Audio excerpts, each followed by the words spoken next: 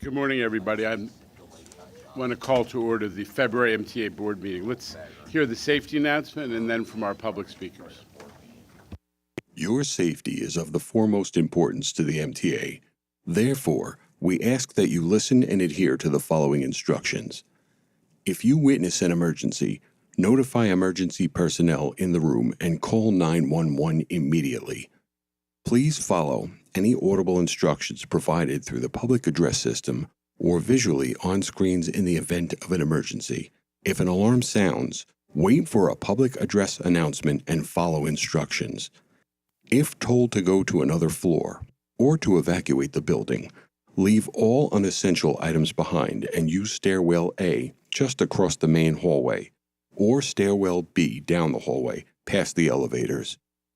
If you have a mobility disability or cannot self-evacuate, please proceed to stairwell D or E for assistance by MTA staff or emergency personnel. An automated external defibrillator, AED, for use by trained personnel is in the main hallway just past the elevators. If you need assistance during an evacuation, please tell an MTA staff member or emergency personnel. Thank you and have a safe day. Thank you. Danny, public speakers. Good morning, everyone, and welcome to MTA's February board meeting public comment session. Today, we will hear from public speakers, both remotely and in person. We have 22 members of the public registered to speak today. As a reminder, we ask that all public speakers adhere to the MTA's rules of conduct and decorum. I would also like to remind our public speakers that in the interest of time and fairness to all, we limit everyone to 2 minutes. Please be aware that there will be a warning beep to remind you that you have 30 seconds to conclude your remarks. Our first speaker today will be Christopher Greif, followed by Ian Matthews.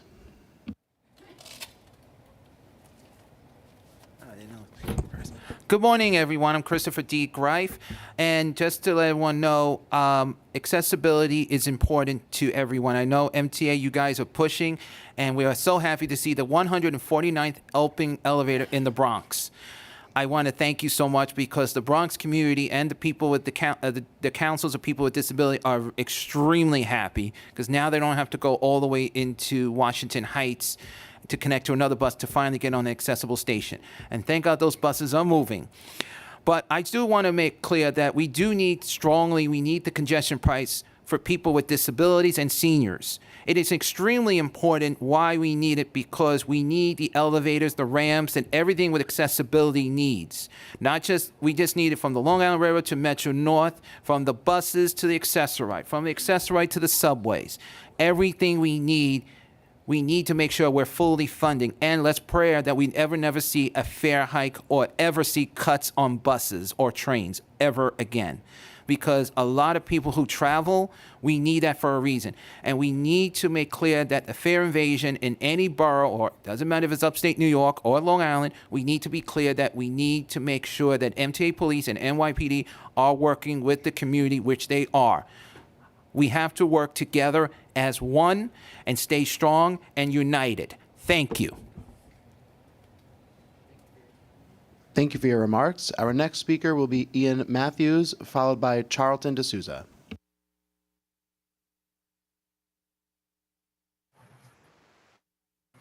All right.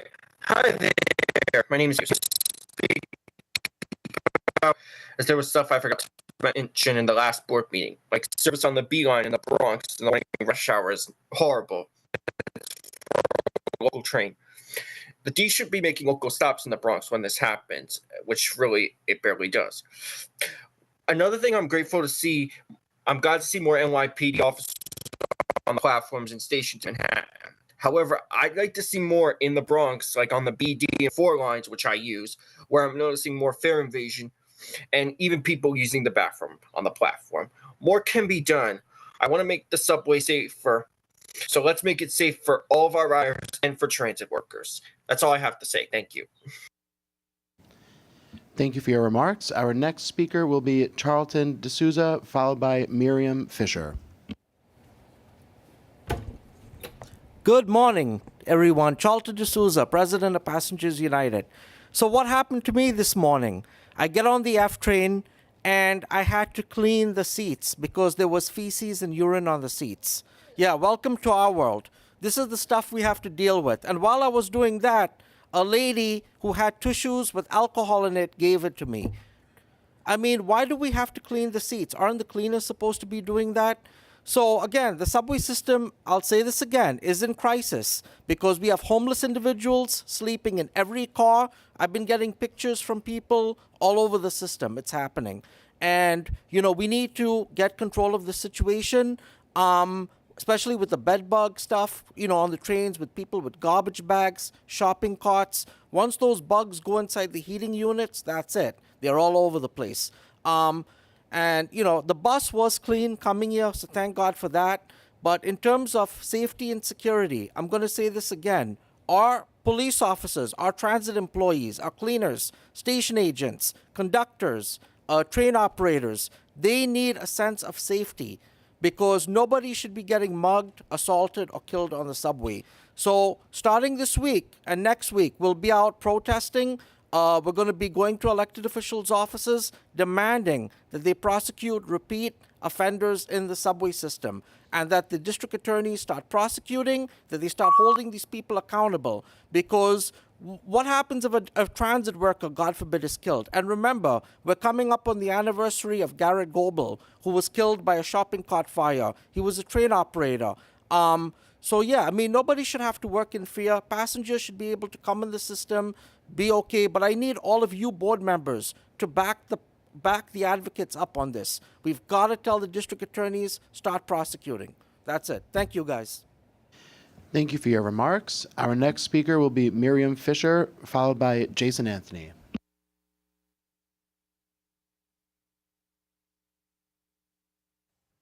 Good morning. Am I audible? Yep. Thank you. I'm here to speak for the community of people with disabilities and seniors in Chelsea requesting an elevator at 23rd Street and 6th Avenue. I've already submitted a written request.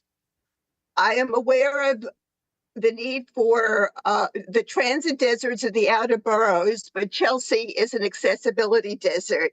From East River to the Hudson River, there are 5 subways, only one accessible on Park Avenue South. We can't wait 30 years until 2055 for an elevator. This is an accessibility desert. When I needed an emergency MRI after back surgery, I couldn't get from Chelsea to the MRI center in the village by public transportation. I have endorsements by the local elected, Derek Botcher, Brad Holman Siegel, Tony Simone, and they've been sent to Jano Lieber. On the same physical block as the station, 6th Avenue, is Stellis Manor, which is a residence for people with visual impairments and other disabilities. 500 residents. They were very enthusiastic and wanted to send hundreds of letters to the MTA. I said I would just list it as another endorsement. On the same physical block, in 2018, was extensive renovation without an elevator, which is now against regulations. I have a long list of endorsements by senior centers in Chelsea, from the Greater New York Council for the Blind, from Hudson Guild, Penn South, Newark, 12 community block associations, the Transportation Committee of Chelsea. Please conclude your remarks. And many others, which I've already been sent. Please consider the accessibility desert on 23rd and 6th Avenue in the next Thank you for your capital. remarks. Our next speaker will be Jason Anthony, followed by Alita Dupree. Good morning, Jano. Good morning, General Counsel Page. Good morning, Rich, Rob, Kathy, Demetrius, Frank, Pat, and everybody else in the full board. Jason Anthony here from the Long Island Railroad 88 Task Force. Newsflash. Governor Murphy announced yesterday in his State of the State that he will impose a corporate transit fee of 2.5% to every corporation in the state of New Jersey who will be earning $800 million a year to give to New Jersey Transit Corporation. But my question is, will this solve the fiscal cliff that they have right now? No. Do we see the same type of transparency that Kevin Willis show us month after month? No. So my demand is that those people show up in force or speak over the phone on Tuesday, March 12th, starting at 10 a.m., and demand New Jersey Transit Corporation to once and for all settle the lawsuit that they have against the MTA, that we could have congestion pricing once and for all. This is nonsense, because with this lawsuit in place, we won't have accessibility, we won't have modernized signals, we won't have anything. So I'm asking everybody, attend the next New Jersey Transit Board meeting, because I'll be attending by phone, and I'll be doing the same work that I've been doing for months. I'll see you next month. Thank you for your remarks. Our next speaker will be Alita Dupree, followed by Jack Nierenberg. Thank you. Good morning, Chair General Lieber and members. Alita Dupree, for the record, she and her with Team Folds. It's good to be with you. Hopefully next month I'll see you in person. Next month is my birthday. Lots of things going on. And I'm going to take a different tack here. And I certainly like to put positive energy into my solar-powered virtual podium. And I think often about escalators and buses and electricity. And the system, Darien Stately, which is our subway.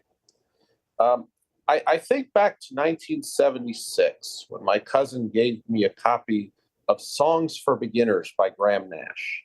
And I was listening to it over this weekend in Oakland. And I think back to our system in the 1970s with the graffiti and the broken lights and all kinds of other things. And wondering if Grand Central Terminal was going to be knocked down. And those were hard times. And I share these things not just here, but I went to BART meetings in Oakland, and I refer to BART as being the people's system. And how do we get to where we need to be?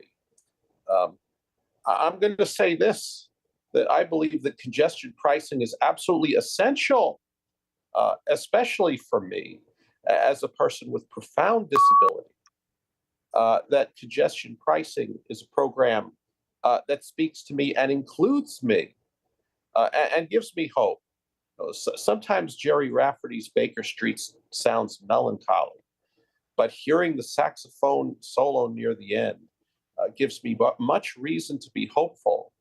Congestion pricing will help us all to be hopeful about the future in our system, a system that I hope to enjoy for many years to come. Thank you. Thank you for your remarks. Our next speaker will be Jack Nierenberg, followed by Farhan Sharif. Okay, good morning, everyone. I'm Jack Nierenberg, the Vice President of Passengers United. And by show of hands, how many of you are ready to pay congestion pricing? Anyone? 0 hands. I find that especially troubling. Why? Because there needs to be, if you want congestion pricing, you want people to pay it, you got to have accountability. And where does accountability start? Right here in this boardroom with you all.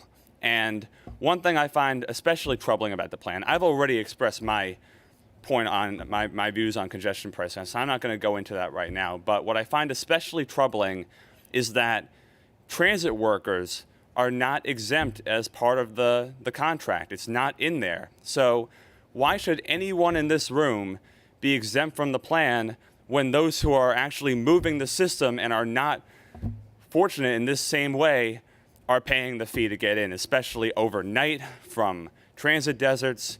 It's not okay. So therefore, I'm going to be submitting requests, freedom of information law requests, because there needs to be accountability. And I really want to make sure, I want to see records that people in the executive management, board members, elected officials, and other lobbyists in favor of the plan are actually paying their fair share. It's one thing to expect people to pay it and or seize other people's vehicles for not paying it, but if you all are not paying it yourselves, where's the accountability? So I really want to see records that people who are driving into the city in this boardroom are actually paying their fair share of it themselves. Thank you very much. That's all I got to say. Thank you for your remarks. Our next speaker will be Farhan Sharif, followed by John Padula. Good morning, everyone. Thank you so much. This is actually my first board meeting, and it's really an honor to be here. I am born, bred, and raised here in Queens, New York, and for my whole life, I have relied on the transit system, from going to school, going to work, and particularly, I am here because I am not happy with the transit system that we have here. And that's because whenever I go into the subways, I have this fear of possibly falling onto the tracks, fear of my safety being in danger, my life being endangered in the subways. And 3 years ago, the city had said that we are starting a pilot program of trying to install barriers between the platform and the tracks. And only for 3 years later, the MTA to start the pilot program, but just putting casual barriers between the platform and the tracks. That doesn't resolve anything. So I am here because I want to sound the alarm on as to why the MTA is raising the prices of our fares and trying to impose more prices on us to pay when they don't take our issues seriously. It's like you guys are more willing to upgrade the turnstile, harder for us to jump over, but you won't invest more in trying to install barriers between the platform and the tracks. So many modern countries have done this already, and I've been to many modern cities which have installed them. It's time the MTA starts taking this into consideration, starts installing these barriers so that, commuter lives can be protected. Nobody has to fall onto the tracks accidentally or on purpose. Nobody has to lose their lives while going to work or going to school. And I think that's not fair for me. And I demand that this MTA board from this day on seriously consider installing barriers between the platform and the tracks. Thank you. Thank you for your remarks. Our next speaker will be John Padula, followed by Vincent Padula.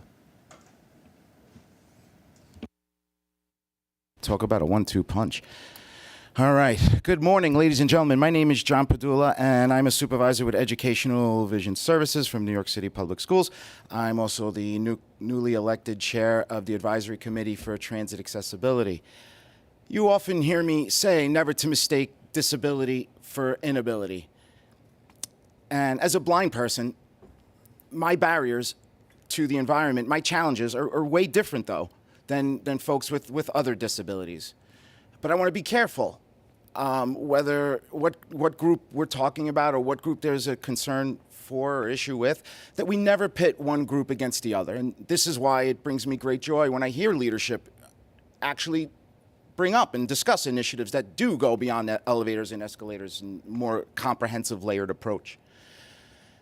We had great presentations last month. And Monday, it was very excited to hear that we can actually expect new software for Access-a-Ride sooner rather than later. I was a bit despondent to hear, though, that news on Phase 3 shouldn't be expected until summer when we were originally told March. Look, whether I'm here screaming about the insufferable, archaic nature of Access-a-Ride, whether I'm indignant about the lack of meaningful on-demand, whether I'm irate over the overwhelming amount of unannounced announcements on buses and subways, I realize the bottom line is funding. The bottom line is always the bottom line. Now, this is where I'm supposed to talk about congestion pricing, but I can't because, unfortunately, it's become too political. So I'm going to save my comments for after hours because right now I represent my employer. But it has become too political. I'm just going to emphasize we need to be fair with those funds. We need to be equitable. And transparency breeds trust. Transparency breeds trust. We need to be transparent with folks what's happening with those funds. I will, again, save my comments for after hours. So my name is John Padula. Thank you very much. Thank you for your remarks. Our next speaker will be Vincent Padula, followed by Patrick Condren. Good morning, everyone. Board members, Vincent Padula here from the U of T. Facing the history behind all this and following John, I like to look back. In 2017, two things happened. I received my first service animal. Secondly, the on-demand or the e-hail program started. And until last August, I relied primarily on the e-hail program. Apart from 3 filings with the TLC that the drivers wouldn't let me onto the vehicle with my service animal, then they were fined $500. It really put a kibosh to things. And other places like Uber realized service animals are a thing. Access-a-ride, traditional service is not as aware. And so now I was told by Chris P., look, this e-hail was a great thing, but it's a supplementary thing. Go back to the traditional service. So I did. And so I'm getting kicked out of vehicles. I'm being discriminated against. So I asked you, we were told it was too expensive. Now, I'm a blind citizen. I pay my taxes. We can afford to pay $9 million for the new migrants, and we are now a sanctuary city, but we're neglecting our disabled population when we have an on-demand program that did work, that was economical, needed to be policed. You failed in your police, so shame on you, MTA. You failed. You didn't police it. But now I'm being asked to use inferior service for more money and being discriminated against. And the answer to me from Chris was, oh, well, we can't guarantee not having shared ride. Even if it discriminates against me, Chris, how do you feel being told you can't come into the vehicle because you have an animal and drivers telling me my dog is dirty? I don't get that from Uber. I don't get that from the public, but I get that from Access-a-Ride. So when is this e-hail program happening, please? I'd like to know. And I'd like to have a program that I can use consistently, not as a supplementary program, a usable program that was usable for 6 years. Thank you. Thank you for your remarks. Our next speaker will be Patrick Condren, followed by Andy Pollack. Good morning, Chair Lieber and members of the board. Nice to see you today. Thank you. Once again, my name is Patrick Condren, Bus Coalition of New York City, which is the private bus operators here in New York, which includes a variety of groups in West Point Trailways, Adirondack Trailways, Academy Bus, Coach USA, Hampton Jitney, companies that contribute to the National Transit Database, contribute to the regular route service here in New York City, and again, also participate in the Public Transportation Safety Board of New York State. Having said that, we have stated before, and we state again, we support any and all efforts for congestion mitigation, including congestion pricing programs that work.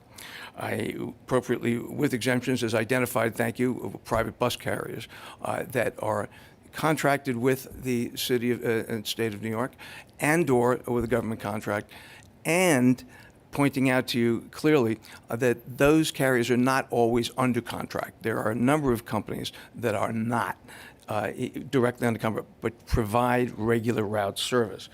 I'm here to point out that buses mitigate congestion. We do support this. I mean, the logic is there. The traffic is created by private automobiles, excessive use of hired vehicles, excessive use of truck deliveries, et cetera, and 55 people on any bus, whether it's publicly owned or privately owned. And public entities such as the MTA also contribute to the National Transit Database, participate in Public Transportation Safety Board groups and programs that are generated for the riding public. I'll repeat, the riding public is the same riding public, regardless of who owns and operates the bus.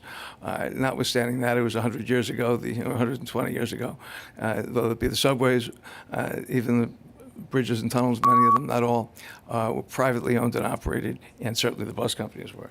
Notwithstanding that, we're here to support, participate, and once again request a clear identification for exemption for buses as identified by the American Bus Association, the United Motor Coach Association, identifying that 55 people on a bus minimizes congestion.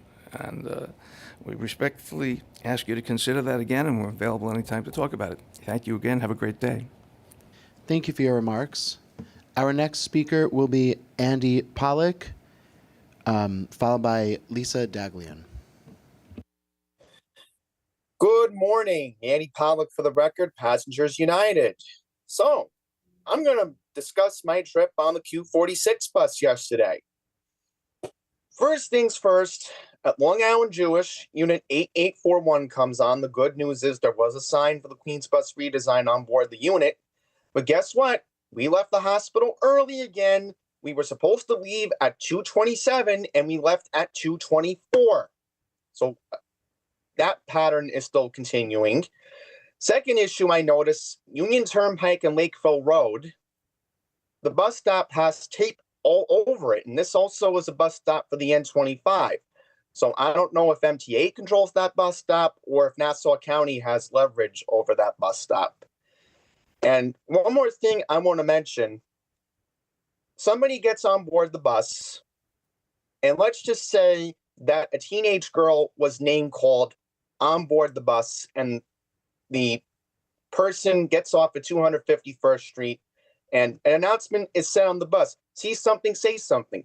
We can't see or say something, because if we call the police, guess what? With bail reform, the same criminals are going to get locked up, taken to jail, and then what happens is they're let back out in the streets. So that's how my experience was in the Q46. One more thing before I conclude my remarks, congestion pricing. The marketing you guys are doing for it, I noticed that the traffic in the picture was from the 2000s because there was an RTS bus, an old school Lincoln Town car, and a Ford Crown Victoria in the picture. Come on, guys. We know Toyota Camrys are the most used taxi fleet in the city right now. So that's just a criticism, and I'm going to have more to say about congestion pricing at the hearing I'm going to be speaking at on Friday. So thank you for letting me speak this month, and I'll be back in March. Thank you for your remarks. Our next speaker will be Lisa Daglian, followed by Mike Howard. Hi, good morning. I'm Lisa Daglian, the Executive Director of the Permanent Citizens Advisory Committee to the MTA PCAC. This week, riders, contractors, and the businesses that depend on them gain chilling insight into the consequences of further delaying congestion pricing. As if the $20 billion that traffic costs our region's economy every year wasn't enough, bad faith lawsuits threaten to derail Phase 2 of the 2nd Avenue subway, bus electrification projects, signal upgrades on the A, B, C, D, F, and M trains, and ADA accessibility at 20-plus stations in all 5 boroughs, stretching from Wakefield to 241st Street to Parsons Boulevard to Clifton on Staten Island Rail, affecting millions of riders. The Long Island Railroad and Metro North are not exempt, with delays to projects, including getting M9A rail cars. Come on, it's time to sink those M3s already. This isn't just a New York City problem. 23,000 jobs and millions of dollars across New York State are at risk.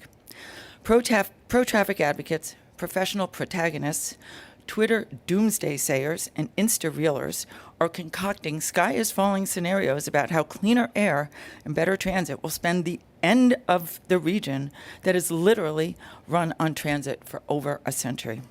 New York isn't going anywhere, but neither are New Yorkers unless we fund the state of good repair work needed to keep our legacy system moving. Hey, New Jersey and all the Chicken Littles out there, cut it out already. Last year, Governor Hochul and the legislature made historic investments in the MTA's operations.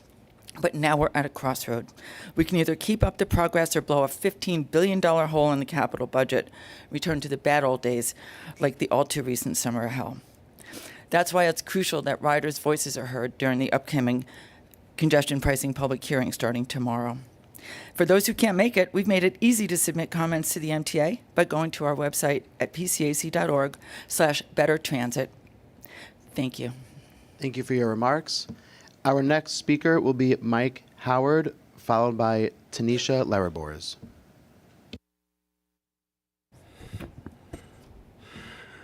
Good morning, everyone. Happy 2024. Blessed to be back. And I just want to say this. From what I just heard earlier, from some of the comments, more cameras inside of Today's current train need to be installed like R62s, R62As, R143s, R142s, R142As, R160s, and R179s. R179. All need to be installed in case something happens. And you know what else? I am sick every time I ride the A train, because I live near the A train. I live in Southeast Queens by the A train, which is Far Rockaway Mott Avenue. Every time I travel, I see in R46s like up to 10 in a row going out there. Y'all need to step it up and send more technology trains to Far Rockaway, which is R179 and R211s.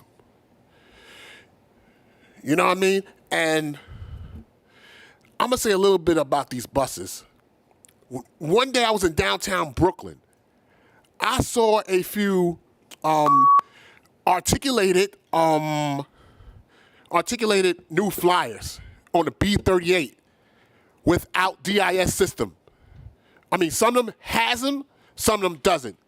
More DIS system needs to be installed in those buses that doesn't have it yet from 2013 to 2018.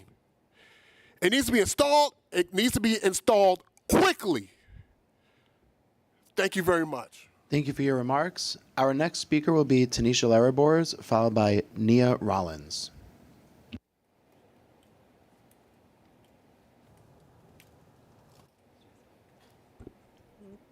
Good morning. My name is Tasha Larabors. I work for Center for the Independence of the Disabled, New York.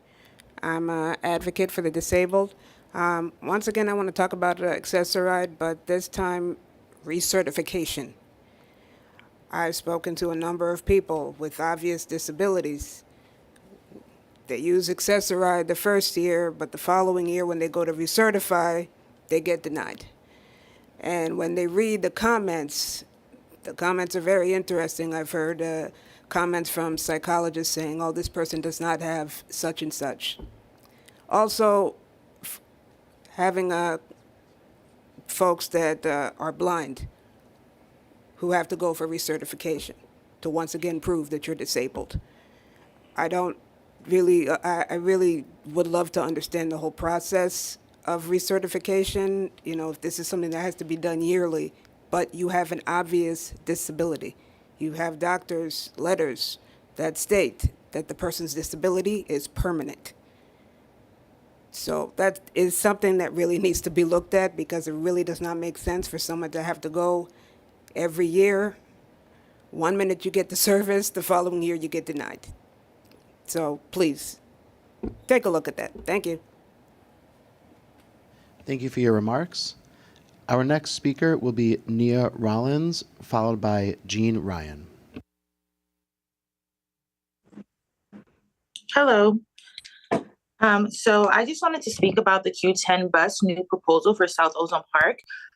They plan to completely remove the Q10 from Rockaway Boulevard and 130th Street. That bus has been going to it was on 131st Street up until about 2010. So for about 40 years. It says the plan is to make the bus experience more efficient, which I don't believe it will. Members of the community are going to have to take 2 to 3 buses now to get to their destination. I don't understand why they would remove the bus without letting anybody in the neighborhood know. They have the signs on the bus, but no one pays attention to that. If a person in my neighborhood hadn't told me, we would have just come out one day with the bus completely gone. It is going to displace thousands of people in the neighborhood. This is a school district. Many families put their children on that bus to go to school by themselves. It's completely unfair. It's going to be a financial burden. We're going to have to take 2 to 3 buses now to get to the trains. It's going to be more time consuming. The buses that you guys now want us to take, it's going to be a hardship, because we have to think about it. It's already the people who take those buses, and now you're putting the people who take the Q10 bus on those buses. It's going to be congestion. We're going to have to take more time to go to work because the buses are going to be too full. And on the MTA website, it stated that you guys held over 40 events, and there was only one event in South Ozone Park in 2022. So you guys had one event 2 years ago, and you decided to take away a major bus route that even goes to the airport, saying that you guys received 3,800 comments. In all of Queens, there are over 2 million people in Queens, and you guys decided to make a huge decision like that with 3,800 comments. That lets me know that you guys did not really do your outreach. Nobody knew about this, and I just want to say this is completely unfair, and I hope that you guys will take another look at this because it's going to be a huge problem for the members of South Ozone Park. Thank you for your remarks. Our next speaker will be Jean Ryan, followed by Yuki Endo.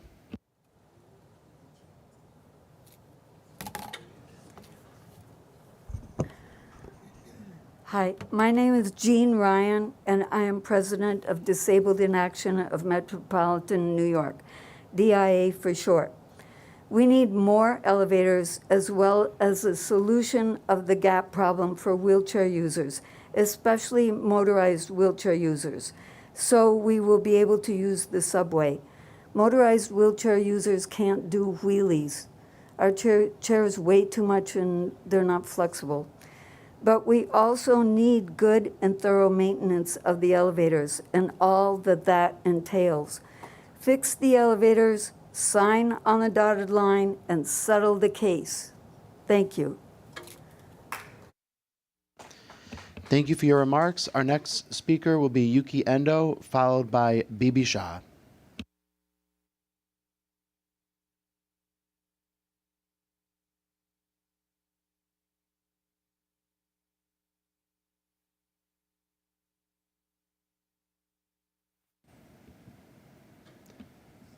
Yuki, we can't hear you.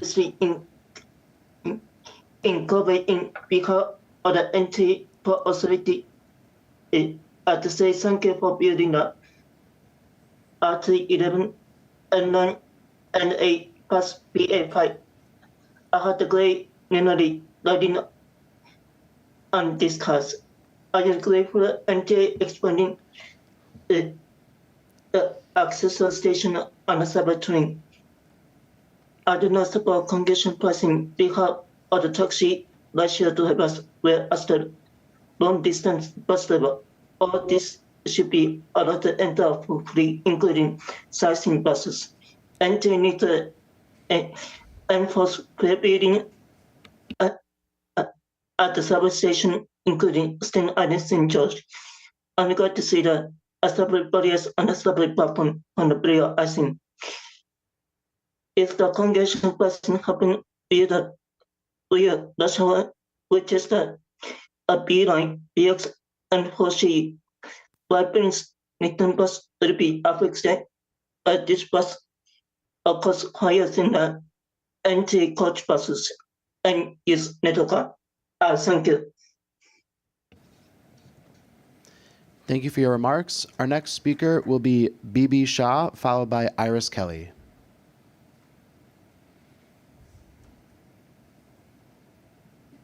Hi, everyone. Good morning. My name is Bibi Shah.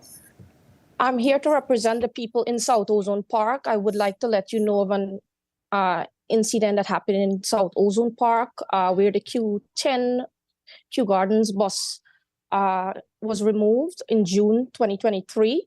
I did a petition and I was able to get that bus stop to be reinstated on 130th and Sutter Avenue. But when it was reinstalled on September 26, MTA removed the bus stop on the opposite side of the street, the Q10 JFK going towards JFK. This has caused a lot of struggle for our residents, and it has caused a lot of distress because now residents have to walk far, very far distance. Old and disabled residents have to walk spend double the time to have accessible access to public transportation.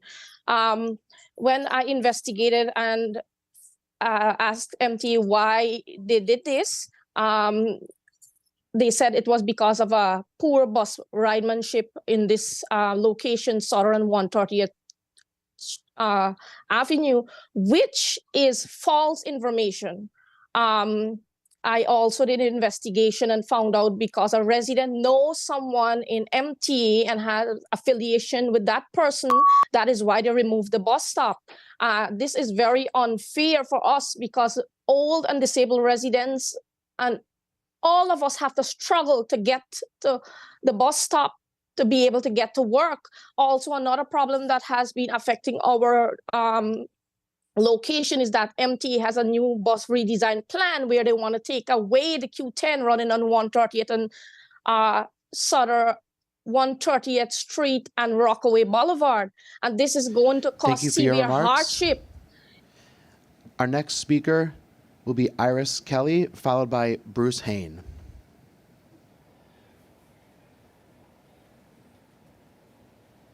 Yes. In terms of Long Island Railroad, there's issues about the Brooklyn trains, how they're set up. Since Grand Central came into town, I don't like the way they moved our station or our trains off of track 3 to 11 and 12. It don't make any sense. Very inconvenient for people coming home from work. They should have the Grand Central shuttle over there, where make it more convenient for people coming on and off, going to the planes. It'd be easier for them. And then why is it they have the they took off the digital 6 and 7 train times? It was great for people who my height to be able to read it. I can't read from up in the high top. You took that away from us. Then accessibility for the Brooklyn trains. We had our own trains coming from Atlantic Terminal going to Long Island. We didn't have to go switching all the time into Jamaica Station. It's not fair to us. It made inconvenience for all of us. And then in terms of accessoride, why should we have to have problems about getting rides? Especially when we have a problem getting home at night, the emergency comes up. We shouldn't have to have problems getting a ride. They're having too many other problems with this. It's saying, oh, this is going to be the second trip. Is this your second trip? Yes or no? That's not right. Because these emergencies do come up, whether it's first ride or second ride, we have to go. Thank you. Thank you for your remarks. Oh, Others. thank you for your remarks. Our next speaker will be Bruce Hain, followed by our final speaker for today, Michael Ring. Good morning, Board and Jano. Well, I'm fit to be tied because I've tried just about every way to get through to you. I mean, you're the fiduciaries, right? You're supposed to know things about building things having to do with rail. And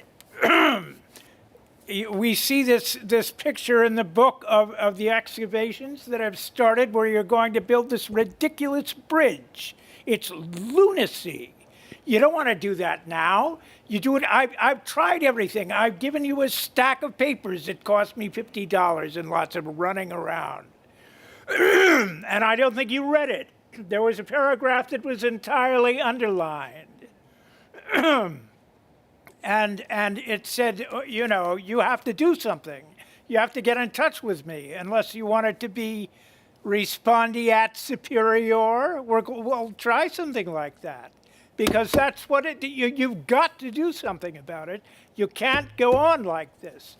You know, that tunnel, you have this doltish, what is it, SVP, and saying things that are obsolete. You say something is obsolete, whole ranks of double slip switches are obsolete? What do you mean? It's one of the most elegant mechanical solutions ever devised. And they have quite a good angle, 4.9 degrees, I think. What are you trying to do to that? What are you doing? What is the platform doing there? It's got to be removed. You've got to do something about it. And you're the fiduciaries, so you'd better get going on it. Please conclude your remarks. Oh, thank you very much. I'm sorry it's come to this. Thank you for your remarks. Our next and final speaker will be Michael Ring. Good morning. My name is Michael Ring. For anyone who needs a verbal description of my appearance, I'm a 60-year-old white guy wearing a hoodie that says Disabled in Action, the organization I'm representing today. I wasn't sure what I was going to speak about today, and it all came to me as I entered this building. You're probably aware that the people here in the gallery, we enter through the front door, we pass through the security theater, and then we all make couple of left turns, and we go into the elevator designated. It has an elevator operator for us today. I don't know if it happens to everybody. But today, something kind of unusual, but not that extraordinary happened. The elevator I normally go into had a cone in front of it. But it was totally no big deal because the next one was working. And it took me up to the 20th floor. No one's walking up the stairs here today. It occurred to me that the maintenance in the elevators in the subway isn't happening very regularly or as scheduled or as needed, but there's no redundancy.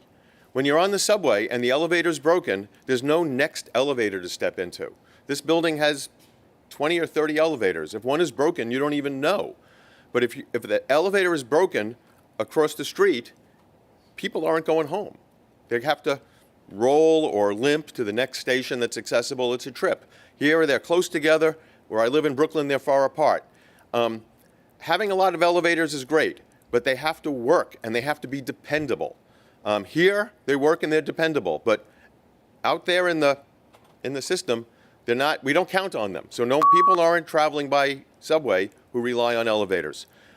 So settle the case, maintain the elevators. Thank you very much. Thank you for your remarks. Chairman Lieber, that concludes public comment session. Thank you, Danny. Thank you to the public speakers. I understand from Paige that we're one board member short of a quorum, so we won't be taking action immediately that requires a quorum, but hopefully we're going to be joined by one of our colleagues very, very soon. So with that, let me do my remarks, and then we'll proceed on to a couple of presentations. Thanks to everybody, especially the members of the public, for joining us at this month's meeting of the MTA Board. Where's our... You have a little visual for us? Great. Okay. February is, of course, Black History Month, and we had a significant celebration this week at the MTA. Our guest speaker was a gentleman from the Maryland Transit Administration named Jerome Holm, who's very well known in transit circles for his historical views of the role of African Americans in transit history. And he reminded us of a quote which I thought was really relevant from Dr. King. The full quote is on the screen, but the key point is in the first line. Urban transit systems in most American cities have become a genuine civil rights issue. Dr. King wrote that in 1968, but those words still ring true. I always say that MTA is the engine of equity for the New York region, and right now we're at another historic inflection point for our ability to pursue the equity mission. Last year, Governor Hochul and the state legislature passed a historic budget that enabled the MTA to avoid the fiscal cliff, to maintain and even increase service without service reductions or layoffs, what so many other transit systems are going through. That achievement last year was a huge win for equity, for transit-dependent New Yorkers who are disproportionately middle, working class, and yes, low income.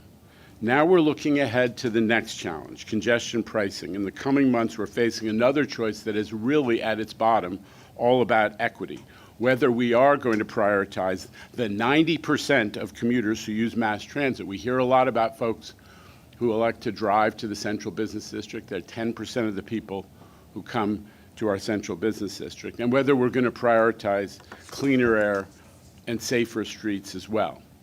Once that hurdle, the enactment of congestion pricing and its implementation, is overcome, there's the issue of the next capital program, which the board needs to approve by the end of this year.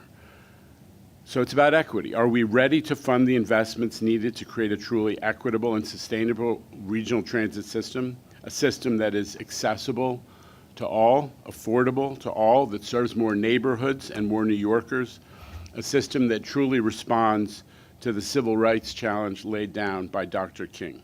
Transportation equity, in my view, that's what's at stake in the congestion pricing debate and what's going to be at stake in the capital program debate come this fall.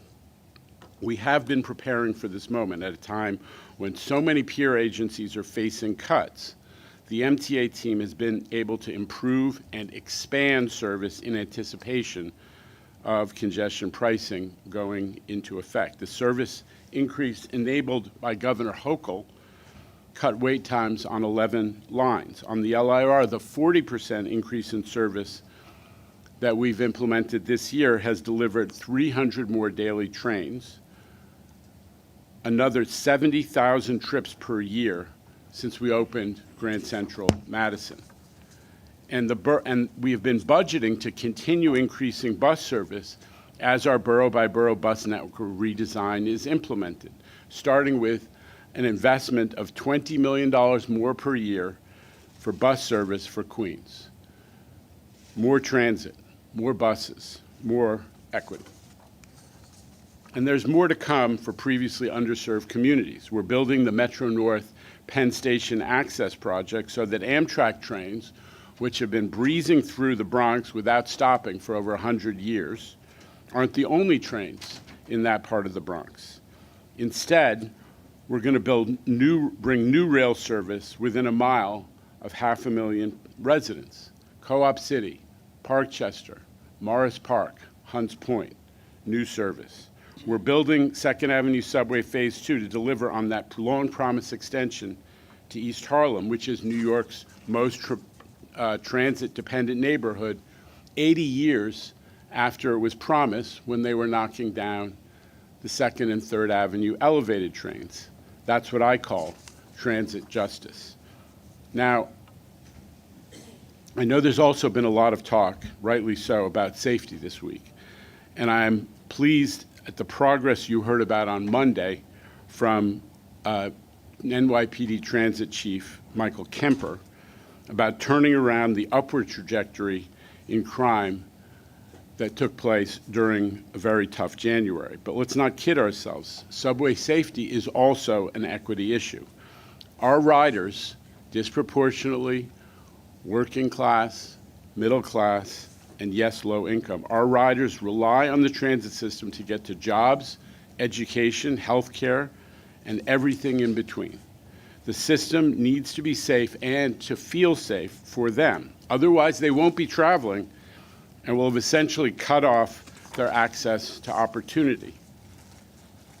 Now, we have to give credit where it's due. Mayor Adams saw what was happening in January when the crime numbers went up versus the year before, and he stepped up to deliver more NYPD resources.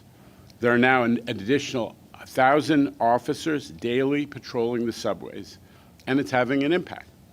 Where crime was up 46% at the end of January compared to the prior January, the year-over-year statistical increase has been pushed down to 18% because February crime is way down from 2023.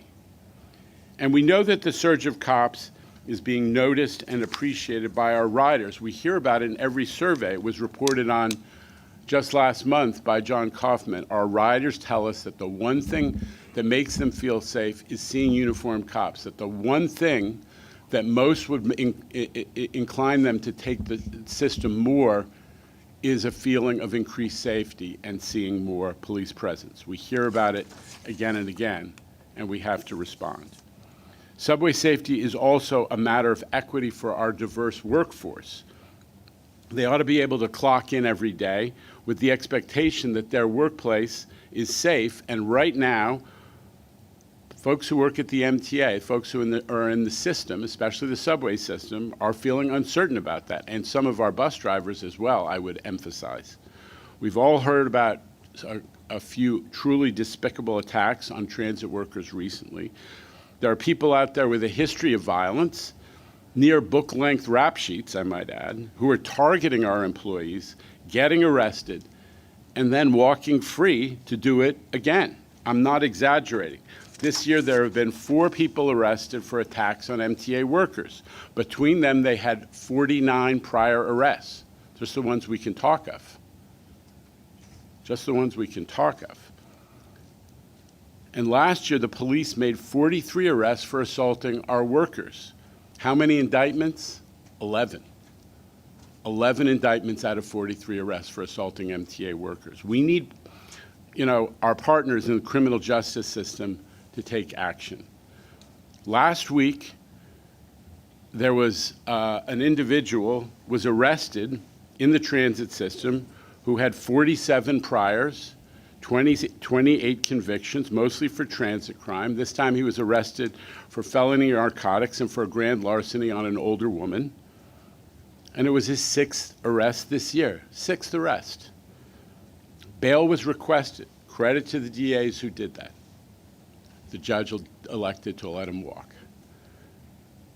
As I said, we need partners in the criminal justice system who will take action, including utilizing the transit ban tool that we pushed for so hard with our union partners and got enacted into law a couple years ago. We cannot let this endless cycle of violence against the workforce continue. There is way, way too much at stake.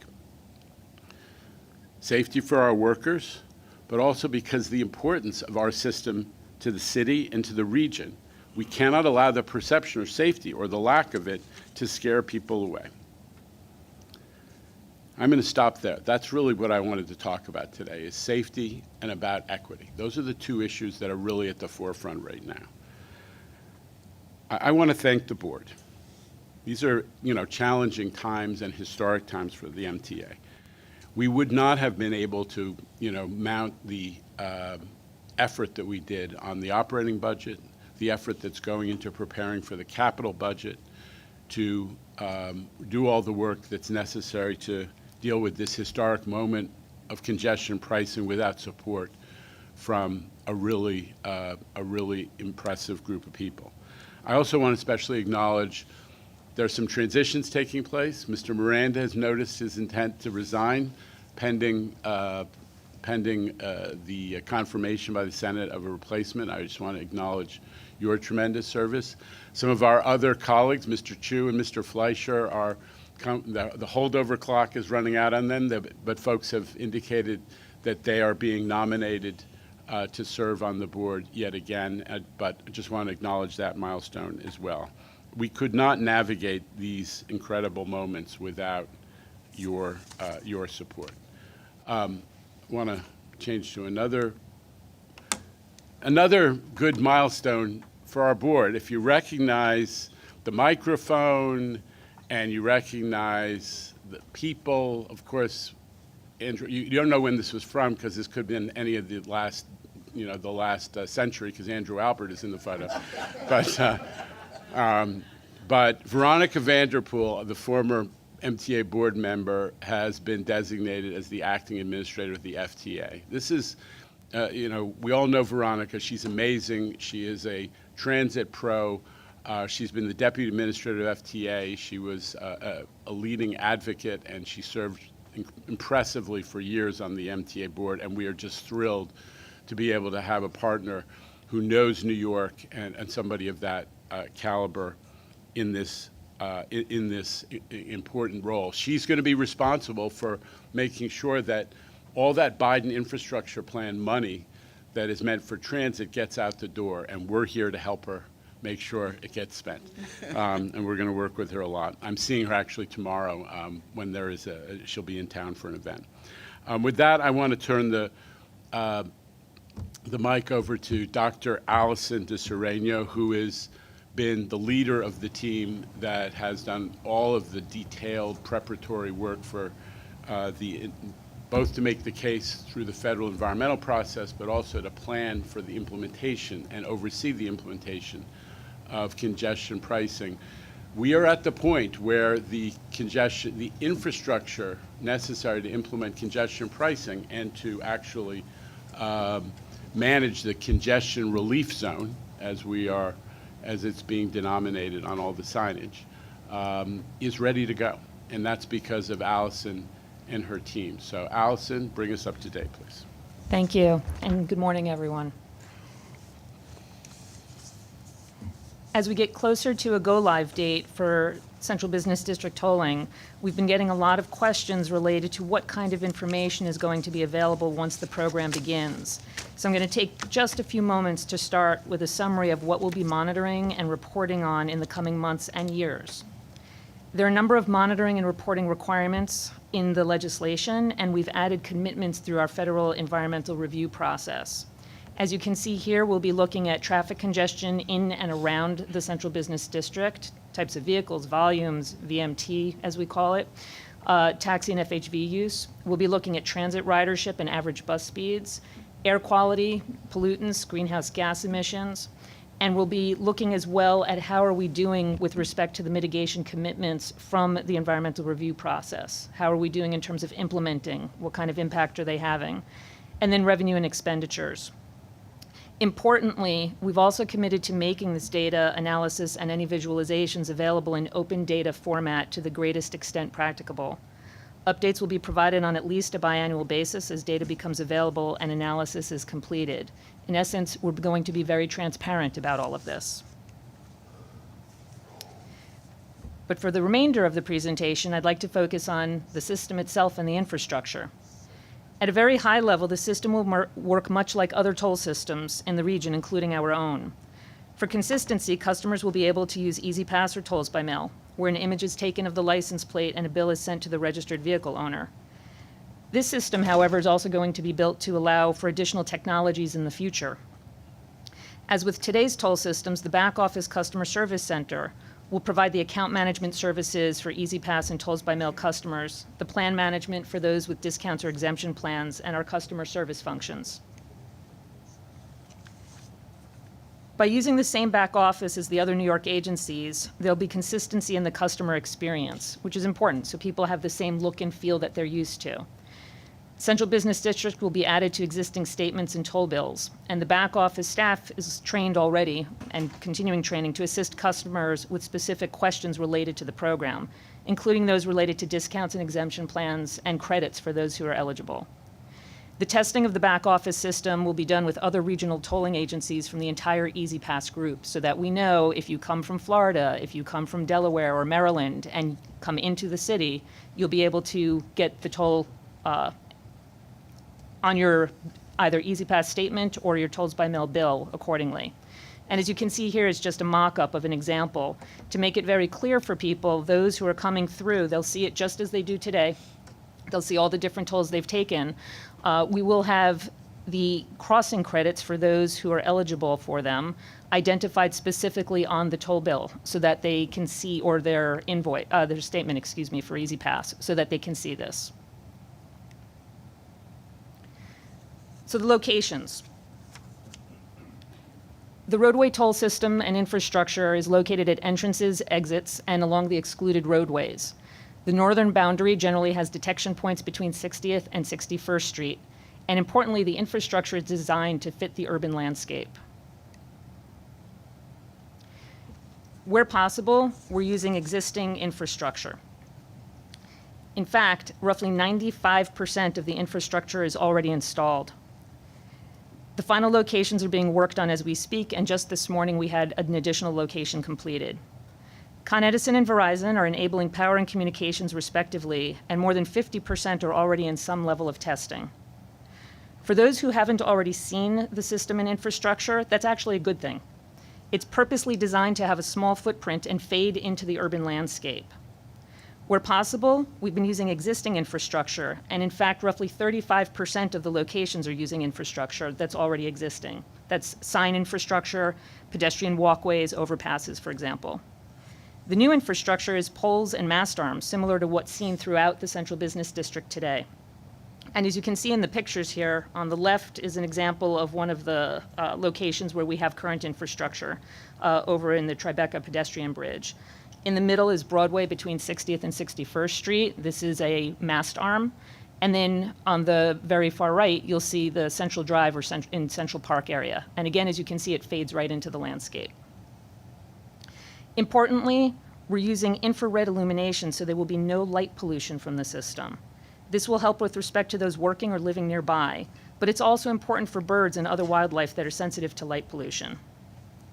As I mentioned earlier, we just had another one completed this morning, so we have 104 of the 110 locations complete, and the remaining sites are being worked on as I speak here today.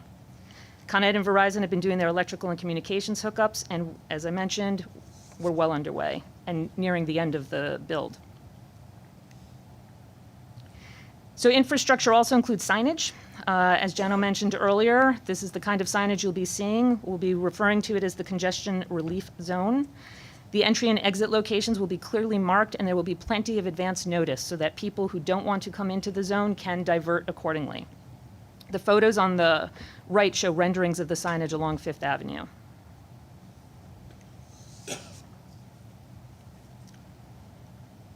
With respect to the system and how it's going to identify, we're going to have a simplified number of vehicle classes, 5, in fact. The system's going to use advanced technology that focuses on vehicle characteristics, such as shape and other distinguishing features, to determine which class a vehicle fits into. This means much less maintenance and lower cost, as we don't need to install and maintain loops in the roadway like traditional toll systems. The advanced technology also uses machine learning software to continuously improve accuracy. In essence, the more vehicles the system sees, the better it gets at classifying them. Again, this reduces costs since you don't have to rely on manual review to the same extent as you otherwise would. Just to give a brief overview of how the system identifies the vehicle, you can see here a picture of what we call the cluster. This is what we've done. We have all of the camera, the reader, all the equipment is included in the single cluster. So again, it simplifies the look and the feel and the visual effect out on the roadways. In essence, the first step, it will identify the vehicle. It will look for the front license plate and capture that image. As the vehicle arrives in the antenna zone, the EasyPass tag is read, and as it leaves the rear camera field of view, the rear license plate image is captured. As you can see, with all this information, we have a good deal of data that we'll be tracking to make sure we have the vehicles classified, identified correctly. We've been hearing a lot of concern raised about toll violations, even though, and importantly, the vast majority of the drivers do in fact do the right thing and they pay their tolls. But for more on those who don't, I'm going to now turn this over to MTA Bridges and Tunnels President Kathy Sheridan. Thank you, Allison, and good morning. So let's talk about historical toll collection and evasion at MTA Bridges and Tunnels crossings. As Allison mentioned, and as you see here, the majority of our customers pay their tolls using EasyPass, or we bill them through tolls by mail. In 2023, only 1.5% of all transactions were unbillable.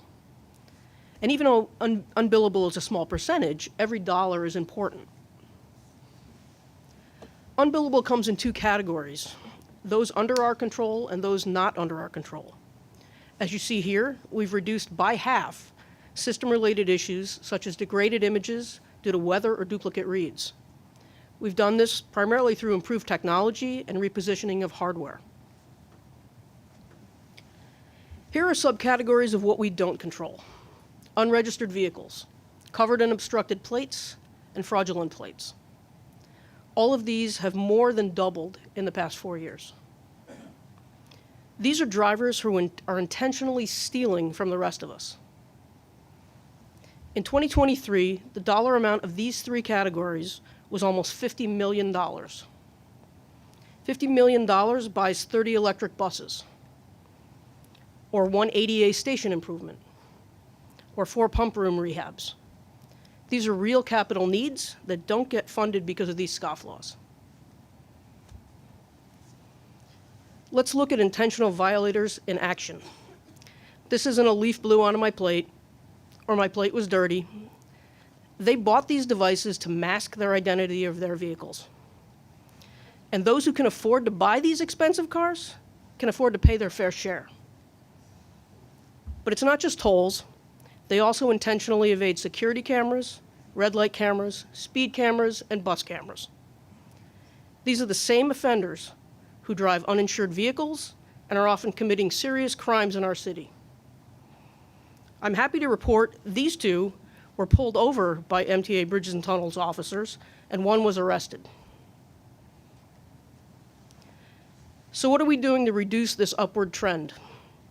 We're developing more robust enforcement approaches, and we will seek out violators in both occupied and unoccupied vehicles. Thankfully, enforcement for fraudulent, obstructed, and covered plates applies to vehicles from all states, not just New York. We are also working to prohibit the sales of plate covering devices. Additionally, our team is very creative, and we are leveraging technology to target our operations. Governor Hochul included our enforcement request in her proposed budget, which details stronger penalties for those who intentionally avoid detection, and we're thankful to her and her colleagues in the legislature who all agree this behavior is unacceptable. We are confident these proposals will become law and give us more teeth in our enforcement efforts. And you've heard this over and over again, this is about fairness for all drivers. The message is clear. If you intentionally conceal your plate or display fraudulent plates, we're going to find you, your vehicle will be seized, and you will pay the consequences. Now, while I touched on some of the capital needs and the impacts to those, Jamie will now provide some more details. Thanks, Kathy and Allison. We wanted to. That's the good news about how effectively our colleagues at Bridges and Tunnels are getting ready to roll out the congestion pricing program. We wanted to give the board an update about the less good news, which is the risks to our capital program that result from the ongoing litigation against the manner of environmental review that was approved by the federal government. And we provided this update to the Capital Committee on Monday and wanted to provide it to the full board as well, given its importance. As the board knows, we have built a powerful construction delivery organization at C&D and have been pursuing a 5-year capital program that is 70% larger than the last one, which has been producing real results. ADA stations, 67 in this plan, 26 have opened since 2020, including number 2 this year at Tremont that we were pleased to open yesterday. Third track, rebuilding the Canarsie Tube on time and under budget, the Long Island Railroad Concourse. Signal modernization on 5 lines underway with 2 more to go in this program. A lot more behind the curtain that is helping us to achieve subway on-time performance best in 10 years, railroad historic on-time performance in the high 90s on both of our railroads. This is why it is all the more concerning that we need to share with the board the impacts of the delays in congestion pricing due to the current litigation.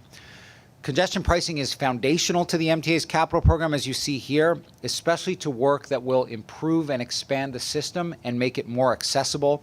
It'll raise $15 billion. That's 30% of this current capital program, but it's more than 50% of the remaining commitment authority that we have in this program. With several lawsuits pending, congestion pricing is at risk of delay, despite the benefits to, as the chair said earlier, the vast majority of commuters who use transit. To be clear, we're confident on the legal issues, the environmental review and community outreach that we undertook. The analysis reflected in the 3,000+ page study were extremely thorough, but with any lawsuit or lawsuits comes risk, especially of delay, and we can't award contracts until the funding is assured. So as a result, the MTA capital program must be placed mostly on hold. While litigation is pending, we will not be issuing any new construction contract solicitations with very limited exceptions, as is stated here. And the board knows that we wrote to our contractor and consultant community that are part of how we get this really important work done in the middle of this month and shared this with them. I do want to note that it's sort of even more compelling that the response we got from that community was wholehearted support for the importance of congestion pricing, the value of the program to the city, the value to the capital program, and also an intent to stick with us, our capital program, because of how effectively we've been serving as owners within that program. So I'm optimistic that the construction community is with us, but that's only going to last so long if we have these substantial delays that are mounting. So it's unfortunate, as we made great strides building momentum to make investment in our system. On average, the last 3 years, we have committed more than $9 billion of important work each year, and it would have been an average of $10 billion if not for delays already caused by congestion pricing last year. This year, we will be able to initiate barely a third of that, and it's really just federally funded work or the bare work that keeps our system up and running. And so I wanted to give you some specifics on the devastating impact of this delay. This map shows a subset of what the $15 billion in congestion pricing will do for our transit system, and it makes it clear that the entire system in all 5 boroughs will be touched. We talk a lot about accessibility. We have a great accessibility advocacy community. It's one of the top priorities of this MTA. It's reflected in the historic settlement reached with disability advocates in 2022. This historic settlement is predicated on full funding for the program without delay. Without it, more than 20 ADA stations in this capital program are at risk. And you can see here where they're at risk. All 5 boroughs are impacted. 5 stations in the Bronx, from Mott Haven to Kingsbridge to Wakefield, Briarwood and Jamaica in Queens, Southern Brooklyn stations in Bensonhurst and Coney Island, Nostrand Avenue at the intersection of Crown Heights and Bed-Stuy, and major complexes like 42nd Street, Bryant Park. That's a hugely important accessibility investment, and Lexington Avenue, 59th Street in Manhattan. We've been making these investments. They are critical. They each, we can't get every station done in 1 year because of the complexity of all this work. And so we've gone through and targeted based on a very effective prioritization system where it makes sense to make the investments to serve the most customers in need of accessibility. And these next 20 or so, a little more than 20, are our biggest priorities, and they have to be placed on hold due to this delay. The board knows how important signal modernization is. In that work, we replaced the aging signal, track, and switch infrastructure, so it's state of good repair for the system to run on. We modernized signals to support automatic train operation for the reliability and capacity improvements.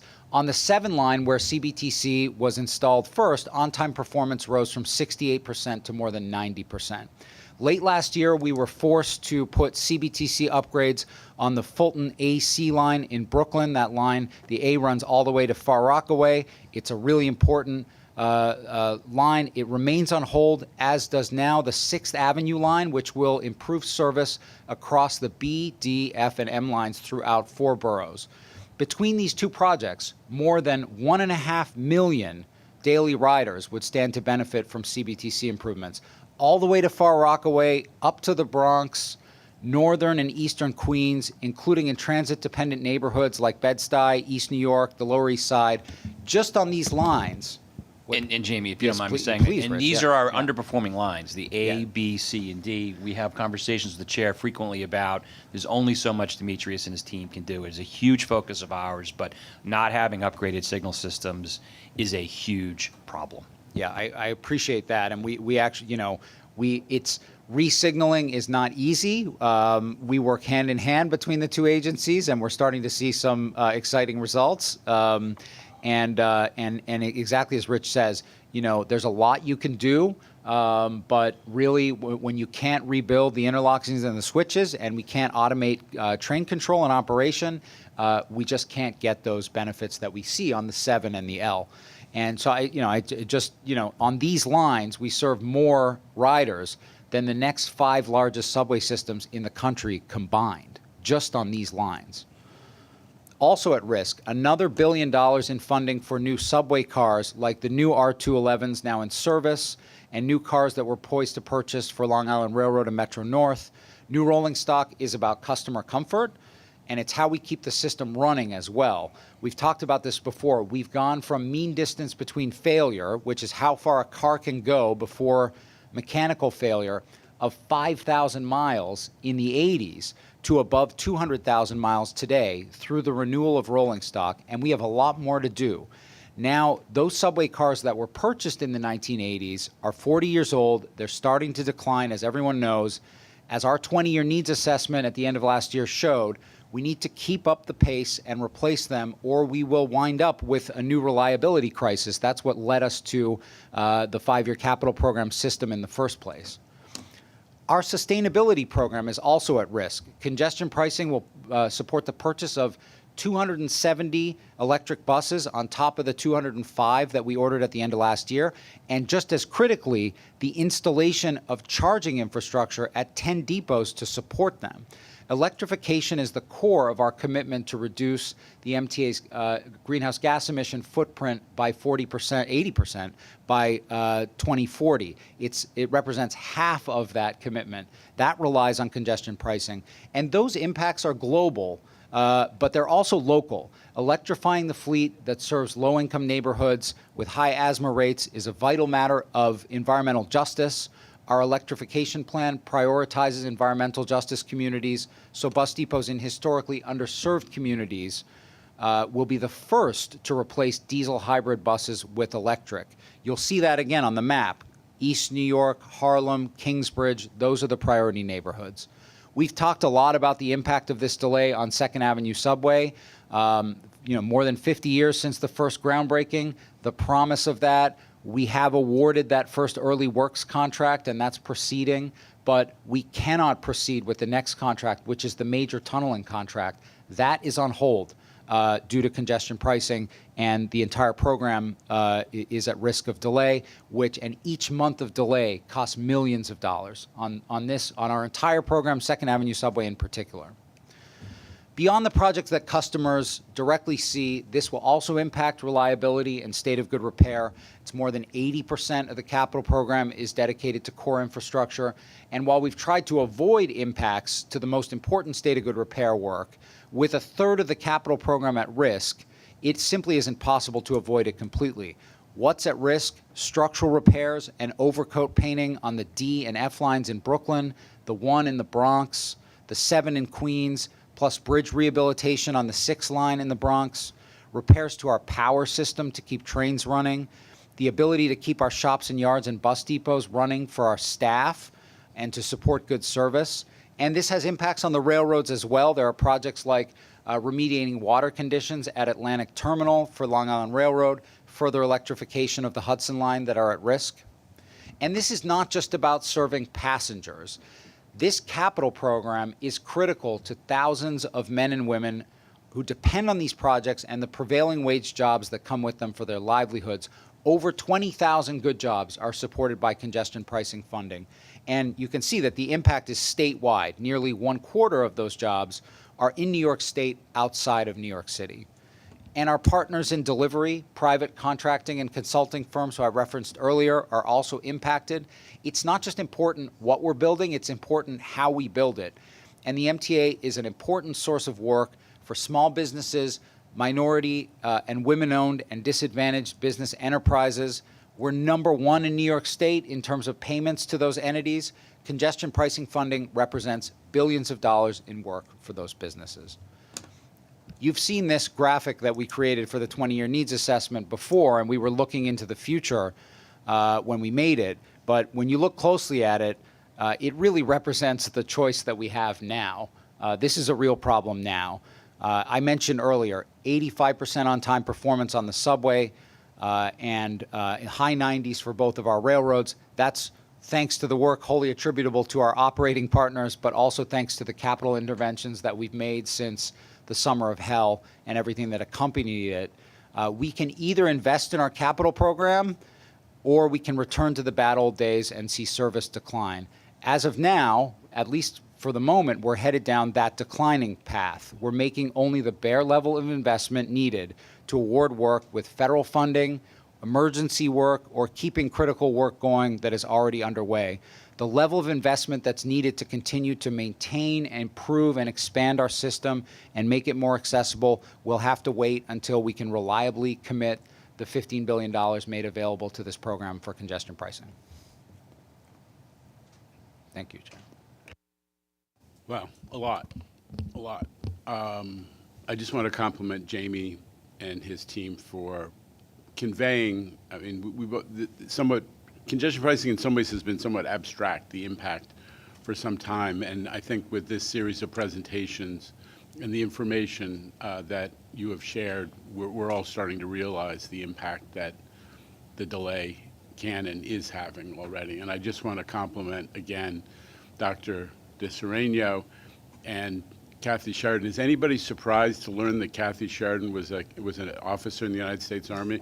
I am, the TBTA may not be the largest law enforcement force in the region, but it has been galvanizing all of the different law enforcement organizations to focus in on this issue of obscured plates. And in fact, we have teamed up with the NYPD under Mayor Adams' leadership because they are deathly concerned about this phenomenon of ghost plates. The fake plates, the temporary plates that are counterfeited widely, all of this stuff available on the internet, even though we've, in the state of New York, taken steps to ban it. And the city of New York has really been a good partner because they are concerned about the fact that these kinds of cars are usually, not usually, frequently used in crime. It's not just that they're avoiding tolls, that they're a bigger criminal justice issue for the city and safety issue. So thank you. So with that, I want to give the board an opportunity to raise questions or comments about any of the material that's been presented. Mr. Chu, and followed by Ms. Lopez. So much was covered in a short amount of time. Thank you for acknowledging the end of my term. It's actually February 29th, so it gave me a milestone in my life on leap year. So I'll always have leap year to remember, getting the boot off the board. But I'm hopeful I'll have a successful confirmation and you'll be stuck with me. I just want to encourage people. I have people all the time, sending me videos of, turnstile hoppers and, fare evaders on the subway system. And similarly, I have people reach out to me when they see, people not refusing to pay fares on the commuter rails. Well, everybody in their communities, and I know we have a lot of cars in our suburban community, should be just as offended by these plate tampering. It's no less stealing than someone jumping a turnstile. It may in some ways be passive, but it should be just as offensive. And my question, and that is, if these cars park on the street and short of the Knight Rider style, swipey one, is there a way for someone to report, or to help, police on if they see a tamper license? I'm not sure the exact details, but they can be reported to NYPD. Okay. We can get those details out. And similarly, in a jurisdiction, if you see it, a lot of these cars are coming from, externally, not from the city. But it would be a report to NYPD. Is it not is there any of a violation, criminal, civil, to have, a tampered license plate, even if it's not being actively or witnessed in use to evade a toll? So fraudulent plates, if you're intentionally covering a plate, that can be a crime, depending on how the arrest happens and it's prosecuted. Typically, it's more civil. We are looking for more teeth in our legislative proposal. Yeah, would you go over again? We've asked, the governor has asked the legislature to approve a significant increase in the penalties for this type of behavior. Allison, do you want to recap that? So in summary, we're asking for, it's an increase of the fines, but it's really theft of services, which will allow, so fare evasion in the subway is a theft of service, and you can be arrested for that, and it's a crime. Toll evasion is not. Which doesn't make any sense. It does not make sense. Yeah. So we're asking for theft of services to be added to toll violations. Additionally, we're looking to be able to arrest for use of mechanical and electronic devices. So right now, we can write a summons, and we can't even take the device because it's their property. So we're asking to be able to seize that property and take it away from them. So there's a number of different details in that proposal, but it's basically to give us more teeth and make this a crime instead of just a summons. I would say any way we could support you, and that kind of brings me to our next point about public safety that the chair had, emphasized so strongly. Our role, and we've, even in my short tenure on the board, we've had precedents for not just making tough decisions within the context of our board meetings, but, for external advocacy to, our legislators, to the governor. You mentioned specifically, the operating budget, the capital budget now, which are the congestion pricing. I think we should call it a different name, which is if we don't do this, we will have very significant climate impacts. Maybe that's a better acronym to get people activated. But on public safety, it's become very clear to me because it's a topic we speak about. There's no board cycle that goes by that we don't have, conversations on the record, when we're noshing in the back, that we are doing a lot, that the MTA is doing a lot. And just to bring home your point of, Chair, that, we need external help at this point. And that's beyond policing. We need to have examination of the entire criminal justice vertical, how we're failing, public safety for our riders. And in our case, because we have, as their employer, we have a specific responsibility for our human capital. We could have our capital budget, we could have our operating budget, our human capital. Without our human capital, we have nothing. And you've said it many times, our $1.5 trillion system is worthless if we don't have the people to operate it. So we have to protect them. So I think, for us as board members, I think it's, we really have to take it's up to us to take a more active role in making sure we're advocating for making sure that, fair, toll evasion, is really, there's teeth to it. And from this public safety perspective, making sure that we can, call for help. And it's all of us in different ways represent different groups, and we have special relationships, and we should take advantage of that. We will work with the board to take advantage of that. And Ms. Lopez, I think then Mr. Bringaman, Mr. Mack, and Mr. Zuckerman. Thank you, Mr. Chair. Good morning, everybody. Allison, Kathy, Jamie, thank you very much for your presentations. It's extremely sobering as to the impacts of what could happen if we don't move forward with congestion pricing. I just wanted to have more information. Allison, when you were talking about the reporting and the monitoring, can you just remind us who are we reporting to? I assume it's the state legislature, or how often do we have to provide reports? So in the legislation, we have to provide initially our first report 1 year after go live, and then after that every 2 years. But as I mentioned, we'll be doing it much more frequently. There are a number of entities in the legislation that we must submit that report to, and so it's the governor, it's the state legislature, and more. But most importantly, we need to make it public as well. And for the full process to play out, at some point there may be additional reporting requirements for their purposes as well.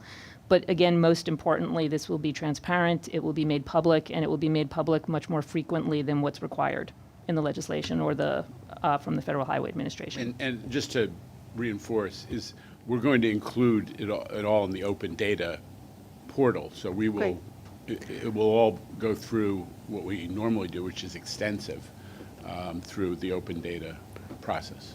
Great, and I would strongly suggest, and you're probably going to do this, to certainly do additional outreach to the environmental justice communities so that they know how this will be improving their environment. I think that's really important for them to understand. Yes, we actually have an environmental justice community group that has already had their first meeting, and we'll be having regular meetings with them throughout the process as well.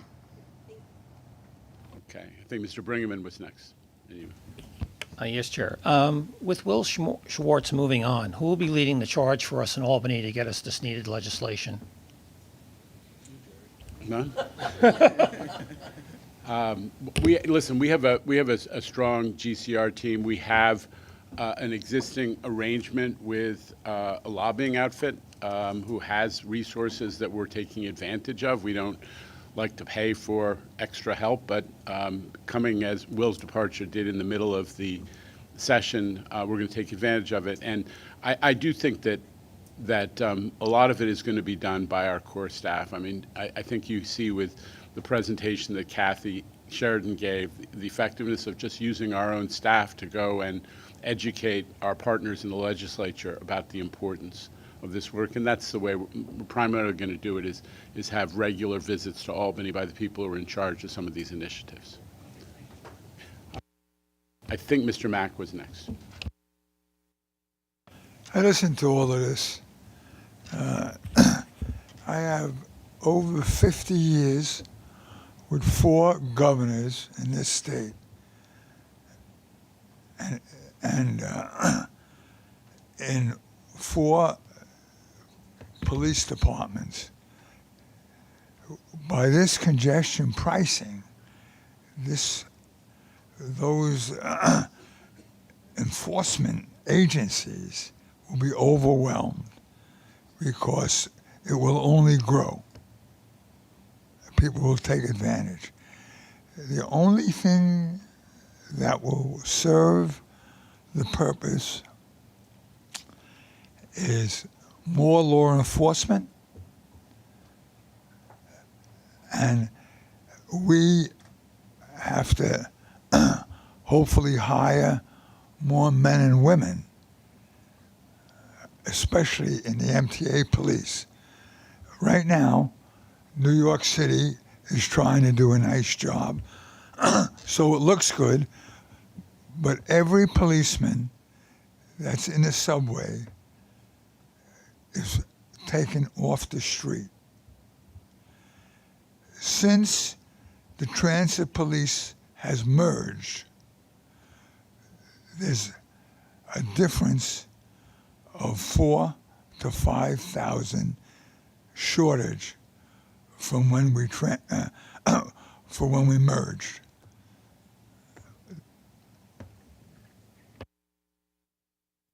I think I had Mr. Zuckerman, and then we'll go to Mr. Albert. Thank you, Mr. Chair.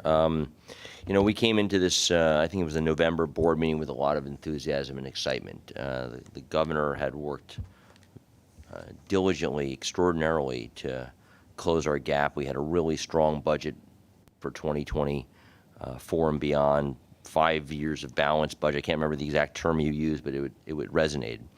In the last 3 months, we've had a number of things attack that budget in some ways.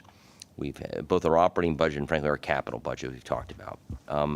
And while we knew these things, we're now seeing it show up. We're worried, we should be worried about undoing some of the great work. And when I say we, I don't mean we on this board, I don't mean we as this agency, I mean we as this city.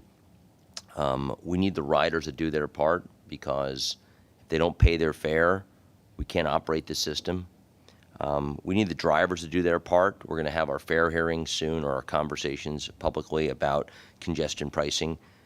It's the right thing to do. It's the only way we're going to close the gap on capital. I thought, Jamie, your chart correctly showed it. It's a huge part of our capital budget. It is how we are making this system work. And we need our friends in New Jersey to realize that the epicenter of many of their employees come here, and we need them to pay their fair share. Because this is the greatest city on earth, and it takes a lot to make the greatest city on earth work. It is not cheap to live here, and we're trying to make it equitable, we're trying to make it fair, we're trying to make it financially viable, and the only way to do that is everyone to pay their fair share. And I tell you, I don't want to come to you with the next budget and say, you know, we actually wasted the gift that the governor and the legislature gave us, which was balanced budgets. And so we have to keep advocating. I love the fact that each of us have a role to play privately. I love that. I'll just call out the chair and I. We actually didn't even see each other. We got off the subway this morning, coincidentally, and we both yelled at the same 2 kids who went through the slam gate. I was like, hey, fare evasion. And he was actually saying the same thing. He was 5 feet in front of me. And I'm like, wait. So, yeah, we can do it individually, but we also need every single one of us, and I include our, famous celebrities in New York who love this city. If you remember, many years ago, I think it was 20 years ago, we had a taxi campaign, buckle up for safety. Remember that, where celebs had that annoying, it was constantly running in every subway? Well, I wouldn't mind having some celebrities doing the same thing for fare evasion, because it's time we get a very prominent conversation going about how it is wrong. And I'm not talking about the $275 or $290 now, excuse me. I'm talking about the degradation of of propriety and the fact that it's even perceived as being something that is the one's right. It is not the right. The right is to pay. It is a theft of service. Very well said, Kathy. And it's something we can't tolerate fiscally and frankly socially. So thank you for letting me go on a little tirade. All right. The other fair evasion tirade will be coming from Mr. Albert. Not in this session. Kathy, how many offenses of a tampered license plate have to occur before a vehicle is seized? So a tampered license plate, so if you actually put tape on your license plate, that's a fraudulent instrument, and we can seize the vehicle and the plate and make an arrest. These flippers, the coverings, or you're going to another plate, we actually can't make an arrest there. The arrest that was made for the one that was flipping to the other plate, they actually fled, and that's how the arrest was made. When you say arrests, does that include seizing the vehicle or just arresting? Well, if we're arresting the driver, we're going to seize the vehicle as well. Okay, and if the NYPD on their routine inspections all around the city see a tampered license plate or one of those mechanical things, are they allowed to arrest or contact that owner and take further measures? So if the vehicle is parked, I believe it's a parking ticket. And no, they're not allowed to seize the device. Okay, thank you. Kathy, could you just enumerate, you've done a lot of vehicle seizures, though, far more than in years past. Can you explain how those come to pass? Sure. So, the majority of our seizures are for suspended registrations for toll violations. So we will, through our license plate reader technology, the officers get a notification in the vehicle, and they will then interdict the vehicle, determine all of the facts. If it is in fact a toll violator and the registration is suspended, they will seize the vehicle and send the driver on their way. And Okay. last year we seized over 1,800 vehicles for suspended registrations due to toll violations. One last question. If these are out-of-state plates, do you contact those states' motor vehicle bureau when we arrest somebody for tampered plates or covering plates? So the only reciprocity we have is with Massachusetts. We treat out of state, besides Massachusetts, as trespassing on our property, and it's a violation of our rules and regs. So it's slightly different. We issue a summons, which is like a warning. Then if the trespassing occurs again, then we can take action. Okay, we have Mr. Glucksman with a hand raised online. Not counted for the quorum, but still present electronically. Thank you for the very interesting presentations. I'm glad that you are making everyone aware how serious a problem it is. My question is, if the police or the traffic agents who go patrolling around the streets issuing summonses for meters and whatever, are they allowed to issue summonses if they see these obstructed and blocked plates? They are. And actually our peace officers at MTA Bridges and Tunnels can also go off of our property and do that as well.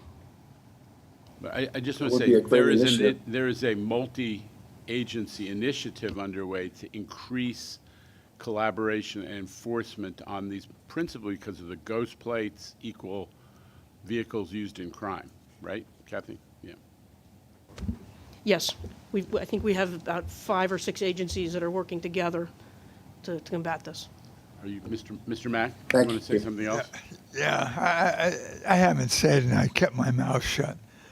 But every entrance, it would take 2 people or 3.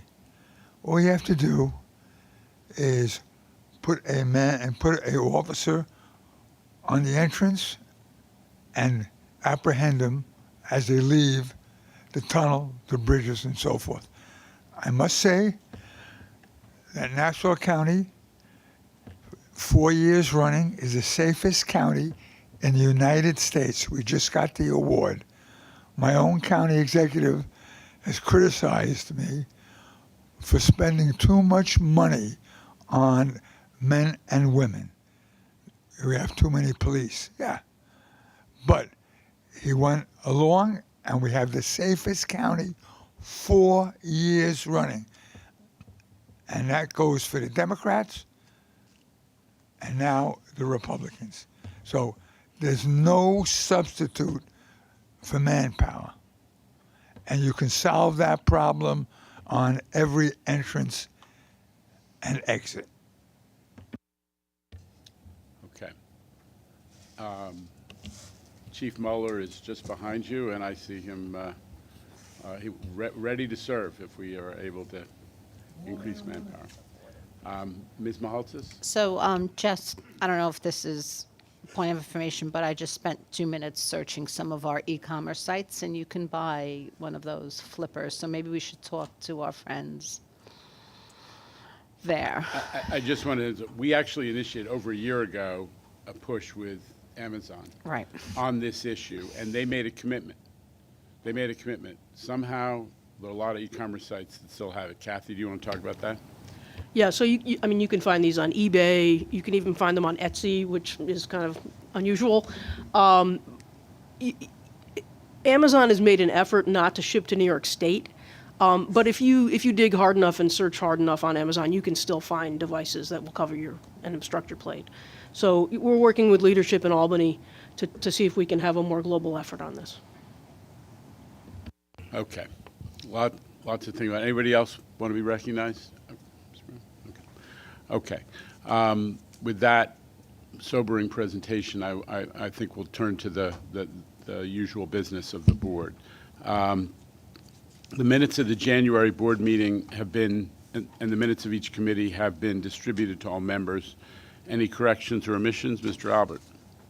Yes, on page 6, where it lists public speakers, Lisa Daglian's title is president there. It should be executive director. And below there, under your remarks, Chair Lieber noted an incident that occurred on 143rd Street in the Bronx. It should say at the East 143rd Street, number 6 line station. Okay. That's it. Okay, with those corrections, may I have a motion to approve the minutes? Thank you, Mr. Chu. Thank you for a second, Ms. Mahaltzis. All in favor? The minutes are approved. I just want to note we do have a quorum for this. Thank you. Okay. I chaired the Safety Committee and report the following. There's one action for board approval. The Federal Transit Administration requires an annual review and approval of New York City Transit's agency safety plans. The committee recommends these plans, and I move them. May I have a second? Thank you, Ms. Mahaltzis. Any comments? Vote all in favor. Any opposition or abstentions? The item carries. Bridges and Tunnels. Let me note that the Bridges and Tunnels Committee met Monday. There were no, right, and there were no actions of the committee. As Mr. Mack notes, we did not have a quorum. However, the board did consider the 2023 TBTA operation surplus resolution. That resolution has moved to finance, which board member Zuckerman will report on momentarily. Mr. Chu, would you deliver the capital program report? Chair of the Capital Program Committee met Monday and reports the following.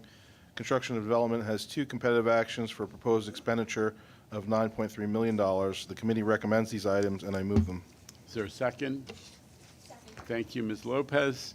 All in favor? Any opposition or abstention? The items are approved. That concludes the Capital Program Committee report. Ms. Lopez, the Joint Railroad? So we do have a quorum, correct? Yes. Or not for? Yes. We have a quorum for business, but we don't have a quorum for the non-competitive items that you're about to present. Thank you. So Chair of the Joint Railroad Committee met on Monday and reports the following. The committee discussed 2 procurement actions. However, the quorum required for these non-competitive public work contracts is not present today. The items will be postponed to our next meeting. Thank you.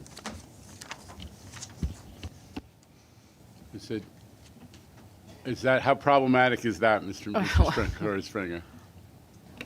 I think I thought we did the capital committee items a minute We ago. did, but not railroad. Oh, I'm sorry. Okay.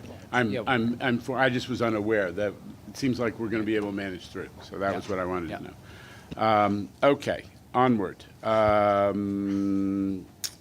Joint Railroad Committee. finished, done? Yeah, this concludes the Joint Committee All wrap-up. right. Board Member Mahaltzis, Transit Committee, please. Chair, the New York City Transit Committee met Monday, and there are no items for board approval. Thank you. Finance Committee, Mr. Zuckerman. Thank you, sir. The Finance Committee met Monday afternoon, reports the following. There is one action which seeks board approval of the 2023 TBTA operating surplus resolutions. On Monday, both the Bridge and Tunnel and Finance Committees considered this item. The Finance Committee recommends this item, and I move it. Is there a second? Mr. Mack, thank you. All in favor? Any opposition or abstention? The item is carried. There are no procurement actions this month, but we do have 4 real estate action items this month. They include 2 transactional action items for MTA, one for the City Transit Division, and one for Metro North. I recommend these items, and I move them. Second, Mr. Chu, all in favor? Any opposition or abstention? The item's carried. Okay, Real that estate concludes items the Finance Committee report. Okay. So with that, we have concluded the board business, and may I have a motion to adjourn the meeting? Thank you, Mr. Chu. Second. Thank you, Ms. Lopez. All in favor? We are in adjournment. Thank you, everybody.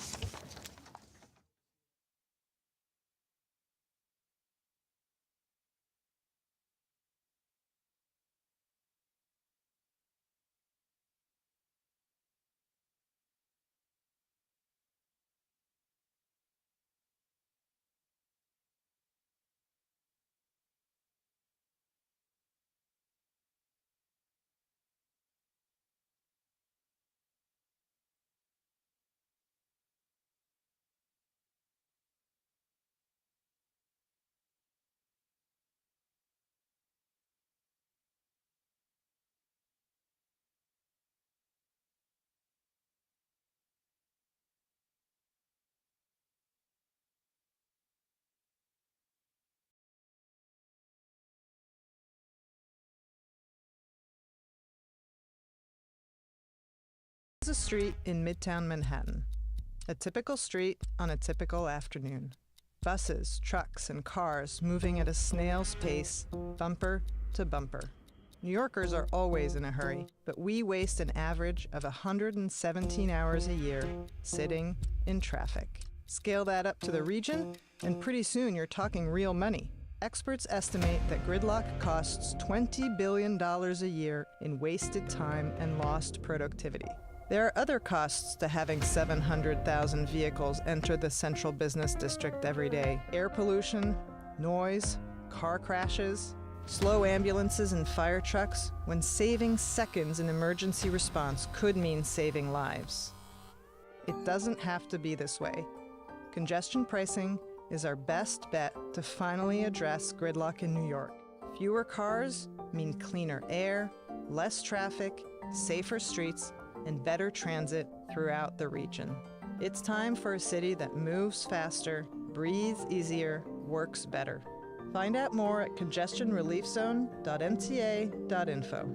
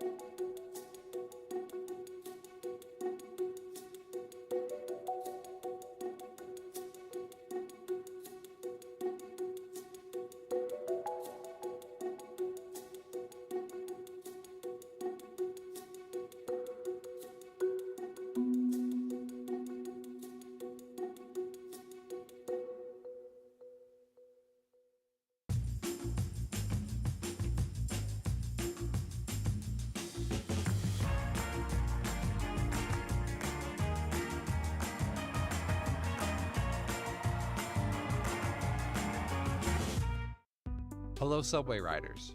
With the goal to improve passenger safety, we are installing platform barriers at select stations as part of our platform safety pilot. The new barriers will be installed on the platform edge, next to the tactile warning strips. Gaps in the platform barriers will be strategically located to align with train car doors. allowing customers to easily enter and exit the train. These barriers provide a safe area between the platform's waiting area and the tracks, reducing the likelihood of accidents. These new barriers have been installed at 191st Street, Clark Street, and coming soon to West 8th Street, New York Aquarium. This is one of a number of pilots that we'll be conducting to make your ride safer. Thank you for riding with us.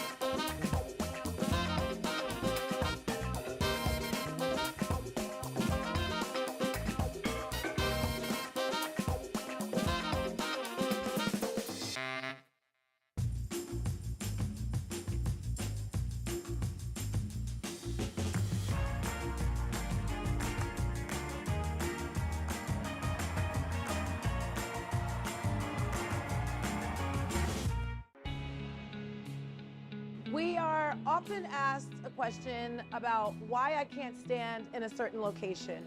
I get the train here, this is my door, this is where I stand. I know it's been a long day at work. You come here, you grab this train every single day in this spot, and today we asking you to move. It's because of your safety. Safety is our main priority. Safety is our goal. We are here to make sure that you are safe. The role of platform control is absolutely necessary because we control the flow of traffic. Without us, there's plenty of congestion and crowd conditions that form, and they're not managed well without our presence being there. In addition to the piling up of the passengers when we have service disruptions, when we have our blue walls constructed for our construction sites, and people stand near them. What it does is it allows for a much more dangerous conditions for people. We are there to make sure that the passengers move down the platform. We have ongoing capital projects that may include escalators, elevators, new installations. We have stations that go under whole complete renovations. So we are there on the scene to provide the safety for the customers. Sometimes we have to go to special events, whether it's at the Barclays Center for crowd controls. Sometimes we are dispatched and we have a flood condition. Sometimes we may have a stuck train and we have to ensure that all the passengers are safe. So we can be dispatched anywhere throughout the system. It's so much here that you do every single day. It's not the same thing day after day. There's always something new. What motivates me is seeing my customers. That's what brings me out here every single day, help people out.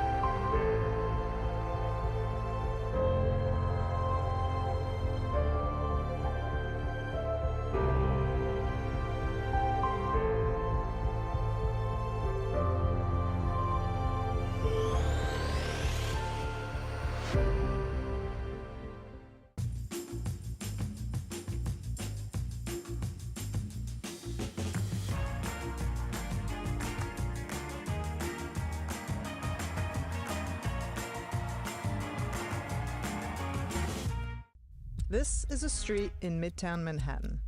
A typical street on a typical afternoon. Buses, trucks, and cars moving at a snail's pace, bumper to bumper. New Yorkers are always in a hurry, but we waste an average of 117 hours a year sitting in traffic. Scale that up to the region, and pretty soon you're talking real money. Experts estimate that gridlock costs $20 billion a year in wasted time and lost productivity. There are other costs to having 700,000 vehicles enter the central business district every day. Air pollution, noise, car crashes, slow ambulances and fire trucks, when saving seconds in emergency response could mean saving lives. It doesn't have to be this way. Congestion pricing is our best bet to finally address gridlock in New York. Fewer cars mean cleaner air, less traffic, safer streets, and better transit throughout the region. It's time for a city that moves faster, breathes easier, works better. Find out more at congestionreliefzone.mta.info.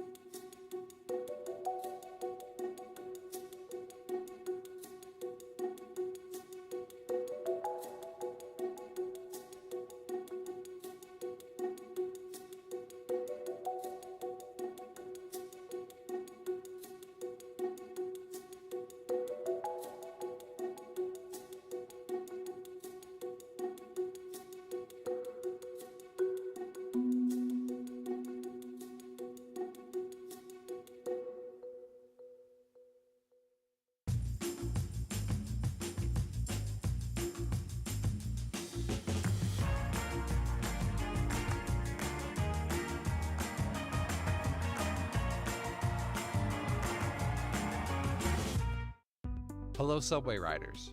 With the goal to improve passenger safety, we are installing platform barriers at select stations as part of our platform safety pilot. The new barriers will be installed on the platform edge, next to the tactile warning strips. Gaps in the platform barriers will be strategically located to align with train car doors, allowing customers to easily enter and exit the train. These barriers provide a safe area between the platform's waiting area and the tracks, reducing the likelihood of accidents. These new barriers have been installed at 191st Street, Clark Street, and coming soon to West 8th Street, New York Aquarium. This is one of a number of pilots that we'll be conducting to make your ride safer. Thank you for riding with us.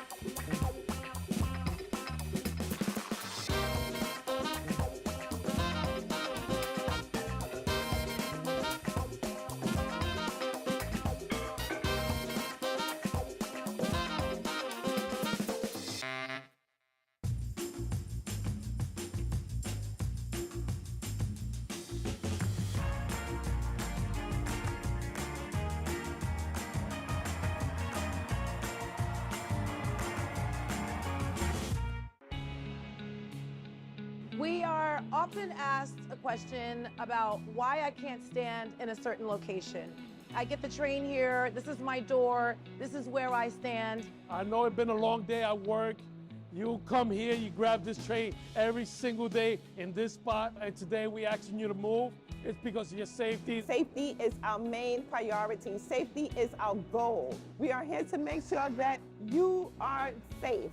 The role of platform control is absolutely necessary because we control the flow of traffic. Without us, there's plenty of congestion and crowd conditions that form, and they're not managed well without our presence being there.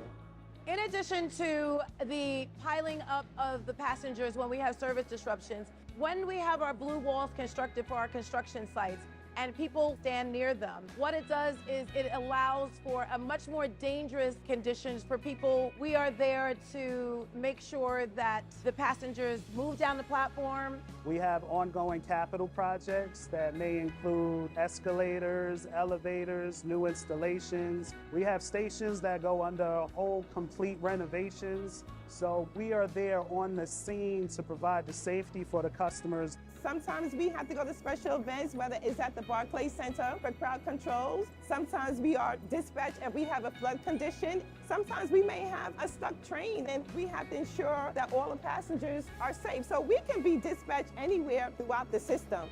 It's so much here that you do every single day. It's not the same thing day after day. There's always something new. What motivates me is seeing my customers. That's what brings me out here every single day, help people out.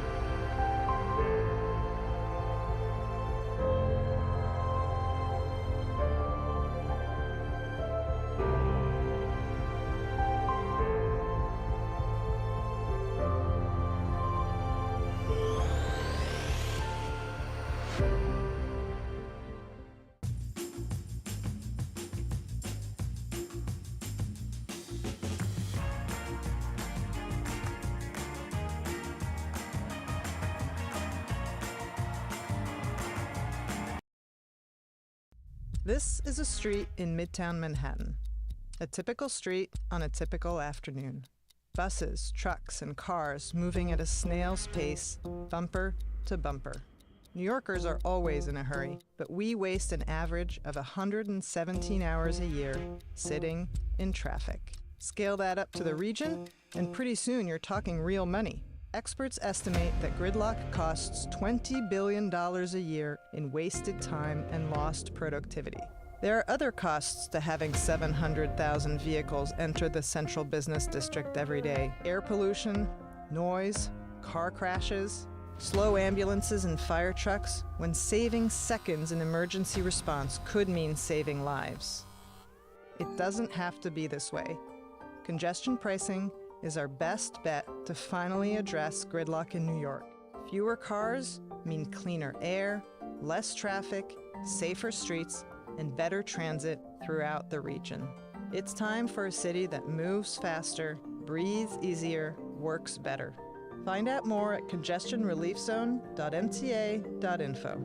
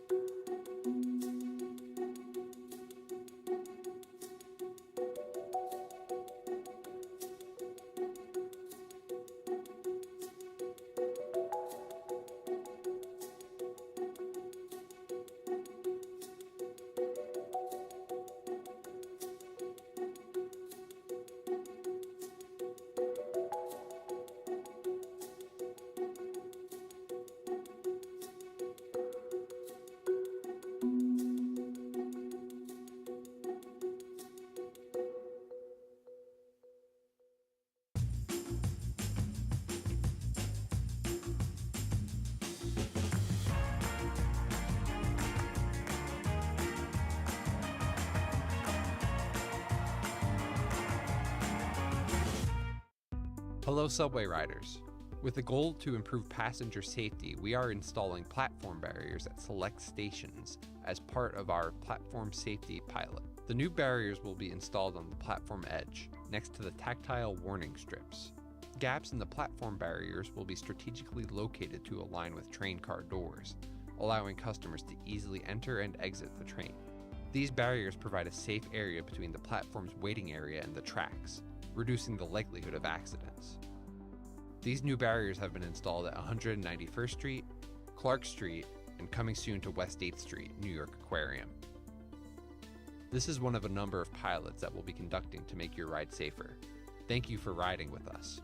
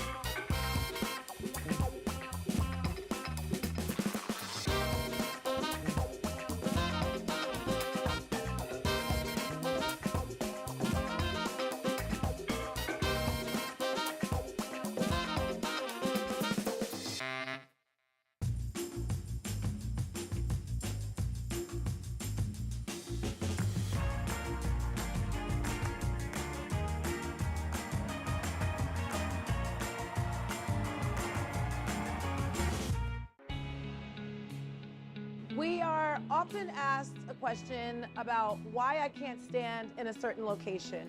I get the train here, this is my door, this is where I stand. I know it's been a long day at work. You come here, you grab this train every single day in this spot, and today we asking you to move. It's because of your safety. Safety is our main priority. Safety is our goal. We are here to make sure that you are safe. The role of platform control is absolutely necessary because we control the flow of traffic. Without us, there's plenty of congestion and crowd conditions that form, and they're not managed well without our presence being there. In addition to the piling up of the passengers when we have service disruptions, when we have our blue walls constructed for our construction sites, and people stand near them. What it does is it allows for a much more dangerous conditions for people. We are there to make sure that the passengers move down the platform. We have ongoing capital projects that may include escalators, elevators, new installations. We have stations that go under whole complete renovations. So we are there on the scene to provide the safety for the customers. Sometimes we have to go to special events, whether it's at the Barclays Center for crowd controls. Sometimes we are dispatched and we have a flood condition. Sometimes we may have a stuck train and we have to ensure that all the passengers are safe. So we can be dispatched anywhere throughout the system. It's so much here that you do every single day. It's not the same thing day after day. There's always something new. What motivates me is seeing my customers. That's what brings me out here every single day.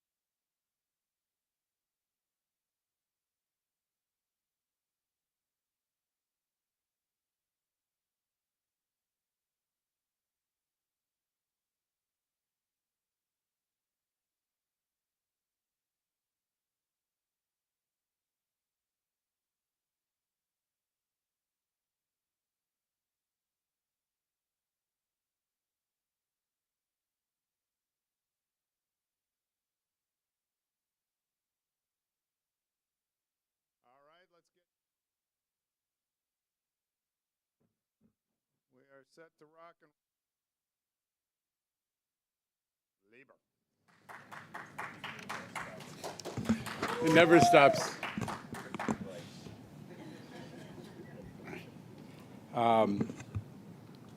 Couple things that I thought were high points of the meeting that are worth emphasizing. One is that we're almost there on having all the congestion pricing infrastructure in place. 95% in place. So I think there are five locations where there's still work to be done out of 110 roughly, and the infrastructure is going to be ready to go. I was also glad that the board got to hear about how we're pushing back against people who intentionally obscure their plates and try to do toll evasion that way, which was, fortunately, it's only 1% of our of folks who go through the tolling system on MTA bridges and tunnels, but I thought that was super important. Obviously, we're all thinking about safety this week. Tremendous presentation on Monday by Chief Kemper. And we're going to keep pushing hard to make sure not only that our riders but also our workforce is protected. And we're calling on the criminal justice system, and there are a lot of different stakeholders. So, not interjecting myself into any particular debate, but there are a lot of the criminal justice system needs to make sure that folks who do repetitive crimes in the subway system, in our mass transit system, don't just end up right back there to do it again and again and again. That is the concern that we're increasingly hearing from our workforce and from our riders. So with that, let's go ahead and get it started. All right, good segue. We'll start with Mr. Safety himself, Andrew Siff from WNBC. Andrew. Jano, how are you? You've been certain and confident about the start of congestion pricing for months and months, but a lot of New Yorkers we talk to say things like, is that really going to happen? I hear about all these lawsuits. I'm wondering what message you think it sends to say we've got 95% of the equipment up, people see it in their neighborhood, they're like, oh, maybe this thing's really going to switch on. What would your message be to New Yorkers about your degree of certainty that it happens in about 3 months? Listen, in fairness to New Yorkers, this was enacted by the legislature in 2019, so it's taken a while. We had 4 years where we had to go through this whole federal process, which was delayed by the Trump administration, but we're really there. We are ready, both in terms of our ability to execute on congestion pricing, but we're also ready because we have a great transit system which is serving more and more people and is giving better and better service and has the funding in order to absorb everybody who might want to come to transit as an alternative to driving into the city. So we're there physically, we're there technologically, and we're there in terms of transit service, and it's exciting. You're not worried at all about the lawsuits causing a delay which could call the whole thing into question? Listen, the lawsuits are lawsuits, which is why they create risk, and we have to take the action we've taken to put a temporary pause on the capital program.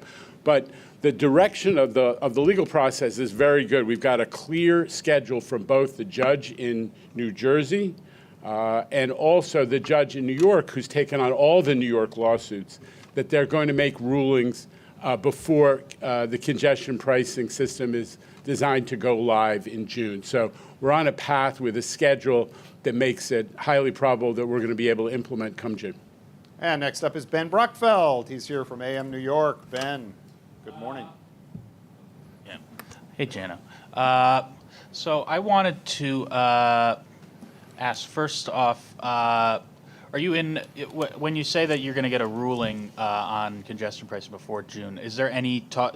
So are you saying that this is going to go to trial and you're not in settlement talks? Okay, with Ben, just a little on the legal process. There's no trial. There are cross motions for summary judgment. Both sides say, hey, this is a lawsuit about whether the federal bureaucratic process was complied with by the MTA, and there's a record of all the paperwork that everyone's agreed on, and both sides have said we're entitled to a ruling in our favor based on the record that is at issue in the lawsuit. So there's no trial, there's no testimony.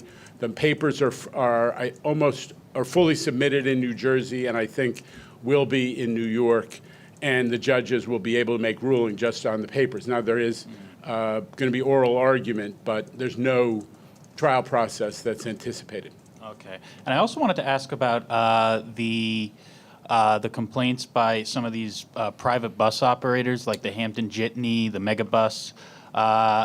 So I spoke to the head of the Hampton Jitney yesterday, and he said that the TMRB's designation of companies like Hampton Jitney as not being public transit, he said that was bogus. So I wanted to ask you if you why do you think a company, he was basically saying, oh, we bring commuters in and out of New York City, between there and Eastern Long Island. So why wouldn't a company like the Hampton Jitney be a public transit option? Listen, I'm moved by your sympathy for folks who are going to the Hamptons. It's notable, but the bigger issue is what the TMRB proposed was that exemptions should go to bus systems that are open to the public, that run regular routes, and that are, either operated by government or under contract to government. That government has made them part of the mass transit system rather than a private bus company that's out there making money for a particular subclass of riders. We're still listening. We are using the hearings tomorrow. I want to emphasize that to hear from folks about elements of the toll structure, and this is one. But that was the TMRB's proposal. Obviously, the MTA board adopted that hook, line, and sinker. But we are still using this SAPA process, the hearing process that begins tomorrow, to listen to folks who might have comments on elements of the toll structure, and that's probably going to be one that we'll hear about. All right, if you direct your attention to the mezzanine, you'll see Sonia Rincon from Channel 7 Eyewitness News. Sonia. Hi, Thank Sonia. you. Hi, Jano. So with regard to toll evasion, more tolling could lead to more evasion attempts. People who are paying the tolls don't like to see people who are not paying the tolls. Yeah. And would it be helpful to have a way to report those obscured plates? If you go on 311 right now, you can report to New York City if you see a paper plate, but that's the only sort of category like that, and that's obviously reporting it to the city, not to the MTA. Would it be helpful to have the public reporting those plate covers? It's a great point. The MTA has been a leader on this issue of toll evasion, especially obscured plates, people trying to monkey with plates to avoid paying tolls. But we have a really close relationship with NYPD and other toll enforcement agencies, especially because your point is right. Ghost plates, the fake plates, the counterfeit plates, the obscured plates, the NYPD looks as a source of crime, not just toll evasion. It's actually, they're used in crime. So we're working very closely with them, and I will look into the question that you're raising, is there a clear way for the public to report that? Yes, go to the NYPD, go to the MTA. We're all working together, but I'm sure we can make it better. It's a good point. All right, now we go to the representative of America's newspaper, Nolan Hicks, right there in the front row. Nolan. Whose America is that? I'm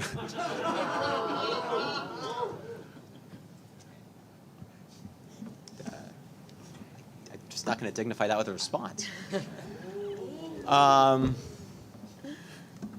The question about the Hamptons Jitney. A lot of passion for the Hamptons. No, but in the front row here. All right. Alfonso, are there other parts of Long Island other than the Hamptons? Are you aware of any? Go ahead, Nolan. Okay, yeah. And it's also out of my price bracket. I know you're a Fire Island guy. I'm aware. All right, fair enough. Wow, just shots all around. It's like riding one of your trains. But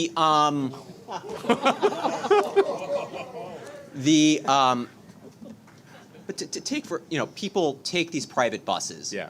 In part because the trains coming out of Penn Station to get to the South Shore are packed and actually over capacity. If you pull your own 20-year needs assessment, it recommends against making further improvements to portions of the Montauk line out on the Far East End because it says there simply isn't enough space on the trains and there aren't enough locomotives to provide any more additional service. So when the private marketplace is filling a need that the MTA is incapable of meeting, why should there be a toll applied to that? So listen, I can't respond to your claims about whether every train that serves the east end of Long Island is packed. I just don't have that data in front of me. I'm not sure it's true. But the point that you're raising is not wrong, which is that it is serving the public. It is serving. It provides a mass transit option for some people, and the question is, because it is only serving a subgroup of people who happen to be going to a wealthier area, and because it's not chartered by government, should it be treated differently? That the TMRB recommended that. I'm sure we're going to hear about that tomorrow and in the hearings, and we'll be thinking about that issue. And if I could just, I guess, sort of follow up on that point, there have been many promises made to Long Island to expand electrification, whether it's taking the Ronkonkoma line electrification out to Riverhead, or the Port Jefferson out to the end of the line, or the Babylon line out to Patchogue. There have been promises made repeatedly throughout the decades. I don't know. This MTA has not made promises on those issues. The premise of that question is not accurate. What we have said is that we're looking at options for improving and increasing service, to eastern Long Island, and that all of those lines that you mentioned are part of what's being looked at as part of the 20-year needs assessment. But there's certainly, this MTA has made no commitments on that. And the parking lots that are filled with cars, people trying to get out and then have to drive out or opt to drive out because there isn't sufficient service. I mean, that seems like it's rendering a verdict on the service you're providing. We have plenty of room in the parking lots at Ronkonkoma. We could go through the premises that you're raising. I'm just struggling with. So go ahead and ask me a question that I can answer without a premise that I have to take issue with. A question without a premise would be... take a shot. So to speak. Anyways, so if you go out, all right, to take the example again, on a diesel train, there's, I don't know, 5 or 6, it's every other hour, I think, basically out to like a Patchogue, right? There's parking lots next to all the ferry lots where people drive and then park and then take the boats to get out to the beaches. Yeah, I know you're familiar with it. It's a summer crowd, but it is a piece of traffic, and it is does make getting around on Long Island very difficult, particularly in the summertime. What is the MTA's responsibility to help ameliorate that? I think we're certainly going to take a look at the South Shore service and the level of the capacity and how many trains are running. Broadly speaking, we have dramatically increased service to Long Island that was enabled by the Grand Central Madison in combination with third track and double track. And that is a huge benefit. And it also means that people are more and more able to go. They don't only have to go in the dominant direction in and out of the city. They can go off hours. They can go reverse commute. So we think we have dramatically improved it. But I'm happy to look at the level of capacity on the South Shore, because I know it's personally of concern to you as a Fire Island community. All right, we gotta move on, Nolan. Let's direct your attention. Sir, I'm sorry, to the East Gallery. You got Elijah Westbrook has been patient here from CBS 2. Elijah. Good afternoon, Jano. So my question, it pertains to the delays, if you will, the potential delays in the subway station projects because of the congestion pricing lawsuits. At this particular point in time, what else can the MTA do to try and get these projects up and running? Is there a plan B at this point? No, there isn't, and that's why we talked about this twice this week at our committee meeting on Monday and today.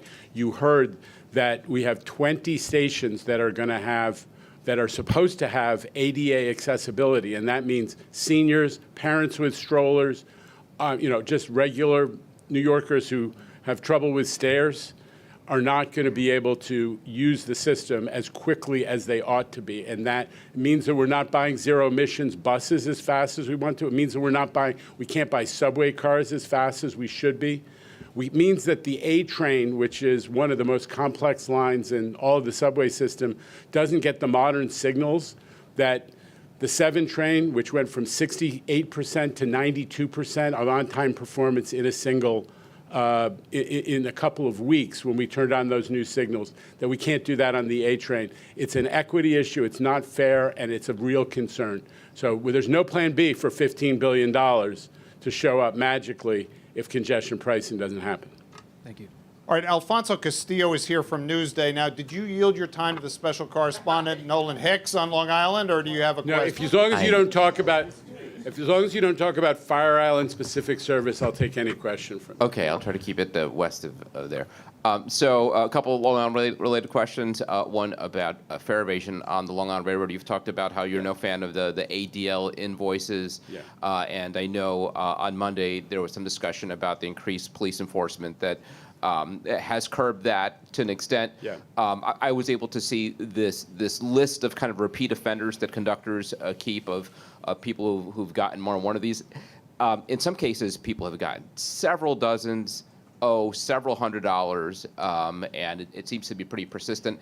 How confident are you that that has been remedied by this increased police enforcement? And what, if anything, do you think should happen to those people who, again, have done this dozens and dozens and dozens of times? Well, it's not remedied, but fare evasion, listen, is a problem across our system. It is a problem on the commuter railroads. What we're doing is what you talked about. The first thing we're doing is that we have MTA PD who are policing when they come across a fare evader, or when the conductor comes across a fare evader, they can have a cop intervene, because there are cops on the train. Credit John Mueller and the MTA PD for increasing train patrols. And what they're doing, for the first time, I think in a long time, is they're just taking them off the train. So that is probably a significant discouragement for people, irrespective of what process follows. Is they're going to be taken off the train, just like in the transit system, in the subway system. When you catch somebody for fare evasion, they're not allowed to just get on the train. They're taken out of the system. So that's the number one thing. I think that's a huge step forward. But we also need to be able, for our MTA PD, to be able to give people a ticket, just like we do in the subway system. Right now, they have this choice, which makes no sense, between giving somebody effectively a polite eye of you, which they don't pay, or actually arresting them criminally. We want it to be the same as it is in the MTA subway system and the bus system, which is if you fare evade, you get a summons, a civil summons.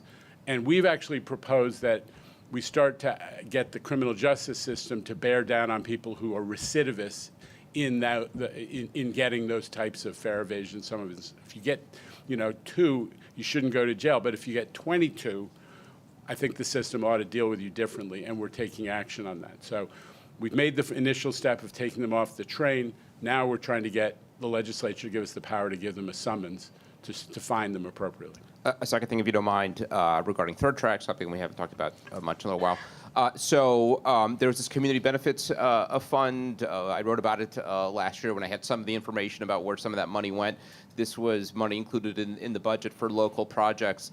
And the thought was it was a way of kind of winning over some opponents of the project. We've since gotten more information on what was in there, particularly for Mineola and some other villages. There's stuff like, I think it was more than $1 million for AstroTurf on a baseball field, stuff that's not directly transit related. What would you say to people who question the legitimacy of those kind of expenditures in the third track project? So here's what people who are looking at the third track project should know, which is that we took a 10-mile long project that it was really complicated through one of the most developed areas of Long Island, with villages and towns and school districts and fire districts and dog catching districts aplenty, all of which had jurisdiction and issues that could have held the project up. We figured out how to work with them through a very successful ongoing community outreach process, and we finished the project on time and $100 million under budget. That is the definition of success on a mega project. Part of that was that we worked with the communities all along in a process that managed how they use those community benefits funds, which, by the way, were allocated based on the level of actual construction work that was going on in those communities. And when we went and used community report cards as a way of figuring out how much the contractors should get bonuses for, whether they were good community partners or not, we were, they got reasonably high marks. They got, I think, solid Bs mostly across the board. So it was a really successful process of working with the communities, managing these community benefits funds, and most important, delivering the project on time and under budget. we're very proud of that. Thank you. All right, next up, he is reeling from the brutal Saturday beatdown by the Celtics, but proudly still sporting the Knicks cap. Dave Colon from Streets Blog. Dave, thanks for joining us. I'm doing fine, actually. They're still in fourth place, and the Rangers are also very good. Thank you for noting that. That the Rangers are good? Yeah, no, I know you're a hockey guy, Jano. I had a couple for you. I'm also a beach guy. So in terms of this theft of services for toll evasion, it has been a kind of yearly Albany dance. The last guy, I don't know if you remember Andrew Cuomo, he wanted to make toll evasion, theft of services. Legislature would always say no. Kathy Hochul showed up. She's wanted to do it for a couple of years now. Legislature has said no. And in fact, they want to do the Toll Payer Protection Act. And you have some people there who are very into that, kind of the opposite of adding theft of services to that. Do you think that just because you're going to be able to say, well, these numbers have doubled and congestion pricing is coming, and these are a lot of legislators who don't care about congestion pricing, are they going to suddenly go, you're right, we're on board with you guys now, and we want to expand the criminal justice system to add that? I actually think they're sort of two separate issues. You're not wrong to raise them. One is the question of whether there's legislative support for getting tougher with people who intentionally obscure plates and intentionally evade tolls. I think that we have strong support for that. People understand that they're stealing from everybody else when they engage in these kinds of toll evasion schemes, covered plates, mangling the plate, and so on and so on. Historically, there have been concerns. You referenced the Toll Payer Protection Act about the way that MTA tolls, when you don't pay them, the penalties pile up and so on. And we've signaled to the legislature we're happy to talk about that issue because the goal is not to have penalties too quickly accelerate. We just want to make sure that people notice that you got to pay your tolls and you got to step up like everybody else and pay your bills when the public depends on it. So we're happy to talk about that. Some of the issues that drove the politics in Albany of the Toll Payer Protection Act, but I'm really optimistic that dealing with these intentional scofflaws is an issue that has real legislative support. And then the other thing is, if we're going to say, congestion pricing is going to start in June, and let's all say, okay, that's the state of things. The mayor has been someone who has said that he doesn't consider it his legacy on how many bus lanes and bike lanes he installs in the city, and there has been kind of a rocky rollout from his administration in terms of getting bus priority out there. Are you confident that the city is going to have the streets ready, is going to take care of placard abuse, is going to make sure that buses can move and have priority on the streets when congestion pricing starts, or is this going to be something where we're going to waste this, peace dividend, so to speak? We're working with the city every day on all the full range of issues of how do we have a surface transportation system which is, the one that New Yorkers deserve in terms of speed and reliability and safety. Congestion pricing is going to make for safer streets. It's going to give us an opportunity to move buses more quickly, and we're going to work with the city to make sure we take full advantage of that opportunity. I just want to emphasize, I have a great relationship with City Hall, with Mayor Adams in particular. We work together so much on safety issues. It's been a great plus. We're going to keep working on all of the issues that where the MTA and the city overlap. And over to Samantha Liebman right there from New York One. Sam, good afternoon. Is this on? All right. Good morning. Oh, good afternoon. It's already afternoon. I just wanted you to kind of neatly explain why you cannot arrest toll evaders right now and how important it is to get better enforcement with congestion pricing coming in. And I think you said you lost $50 million last year to toll evasion. So can you just talk about how important that is? So, just to be clear, 90, toll evasion only represents 1% of the folks, toll payers. So the vast majority, 99% of people are paying their tolls. They're getting billed. They're being responsible. For that 1%, you're right, Samantha, as Kathy Sheridan said, it adds up to 50 million. We need these people to be, part of New York and pay their fair share.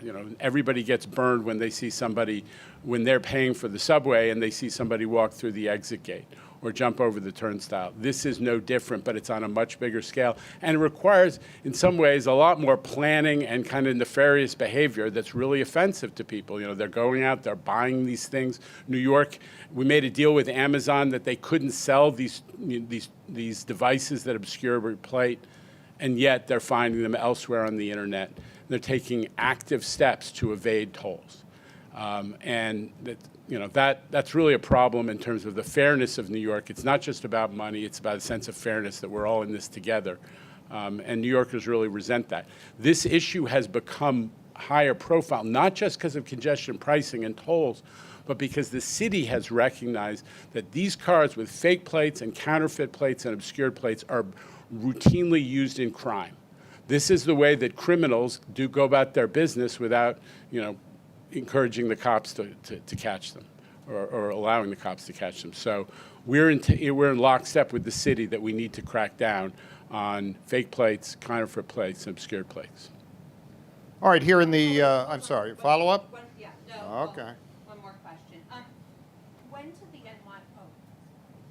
When did the NYPD start going along with Eagle teams on the SBS buses, and why? And I just wanted you to respond to this Hellgate article about, people reaching the Omni cap and then the Eagle teams not being able to verify that they paid and yanking them off the bus. For the record, it's Rich Davey now, not Jano. Yeah. He walked away. So a couple things. So first, the Eagle team started partnering with NYPD at our request earlier, or at the end of last year, November-ish. That was both for SBS and local bus. I think, as you know, that we also kicked off a process to have Eagle teams on the local buses as well with NYPD support. I saw the article. Where I'm not aware. It's the first that came to my attention that there might be an issue. We're not aware of any reader issues. As I understand it, the technology doesn't distinguish between a 12-tap or a 30-day. All it knows is whether whatever device or thing you're using was it tapped recently or not. I would also, as well suggest SBS folks, a lot of folks, how they pay actually get a receipt in their hand and are supposed to show that to the Eagle team. In that instance, I don't know if those customers did or didn't. But we're going to look at it. But I also just want to correct the record, too. There seemed to be some confusion. With the local bus, there is no handheld validator, right? On the local bus, the Eagle team, supported by NYPD, is literally observing whether or not someone pays. And if they blow by the driver and not pay, that is when they're stopped. So I am 1,000% confident that is not an issue because there is no device. It is literally humans watching humans. But when they pay for the SBS, Microphone, Sam. Can't hear you. can they just tap with the Omni? Can they just board and tap? Sure. Yeah, they can. Absolutely. So I think that was the question, that they already hit the 3450. I read the article. There were a lot of questions, so I was trying to correct the whole record. On that one, we're looking at it, but as I said, it's not a known issue that whether they hit 30, it's actually 12 in a 7-day period, I think specifically.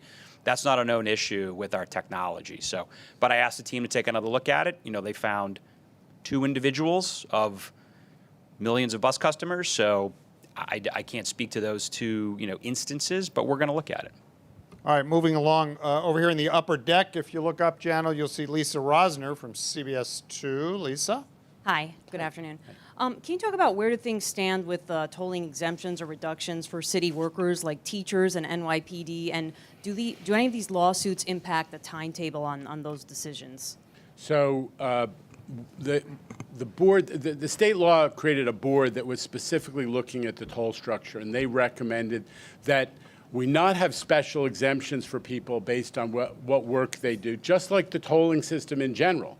Just like we have tolls on the the LIE or on our bridges and tunnels or on the Garden State Parkway, we're not saying, what do you do for a living? Do you have to pay the toll? They say everybody should pay the toll. And the other point that they've made is that if somebody has to drive and can't take transit because they're doing a specific job, that should be on their employer to figure out with them how do they get compensated for that.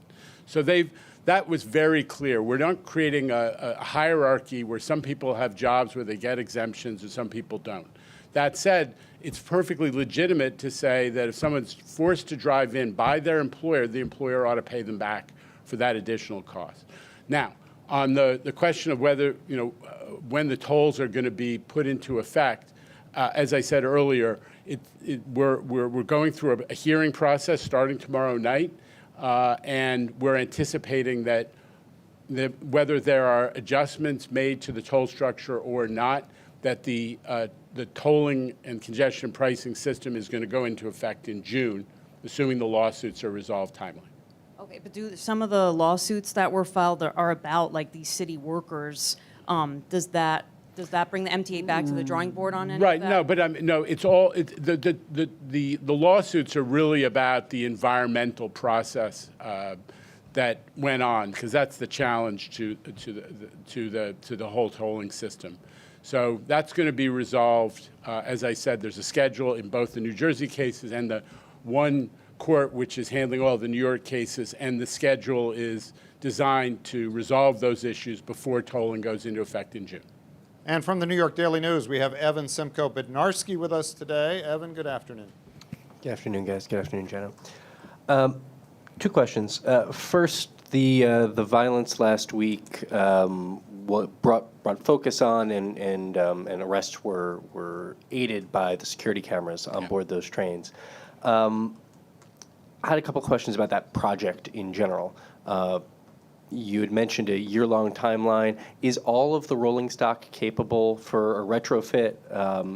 Are lines being prioritized either based on rolling stock or based on, reports of crime on particular lines? And how is that? Is that footage only retrieved when there are reports of an incident, or does it, like the closed camera system, sort of feed into a central location? Well, okay. I'm going to take a crack at a couple of those questions and then ask Rich to clarify, correct, and expand on.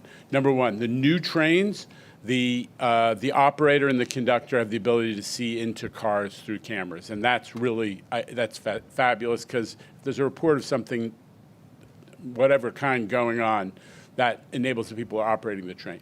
The retrofit cameras, which are being retrofitted in the entire fleet, going back to trains that are over 40 years old, are cameras that record what goes on. But they are, you're correct, they're not streaming at the moment, but they have tremendous value. The caliber of the video is extraordinary, and it is allowing, you saw it last week, within days they had identified, the cops had identified the folks who did that terrible shooting on the D train in the Bronx, and they were able to apprehend them. So incredible value, incredible deterrent value. We see that the bad guys are starting to figure out that there are 15,000 cameras in the system, and now they're going to be discouraged for doing anything on the trains as well. So we think this is really a transformative project, and Rich and Demetrius get credit for figuring out how to retrofit all these much older cars in particular, and to do it so quickly. Rich?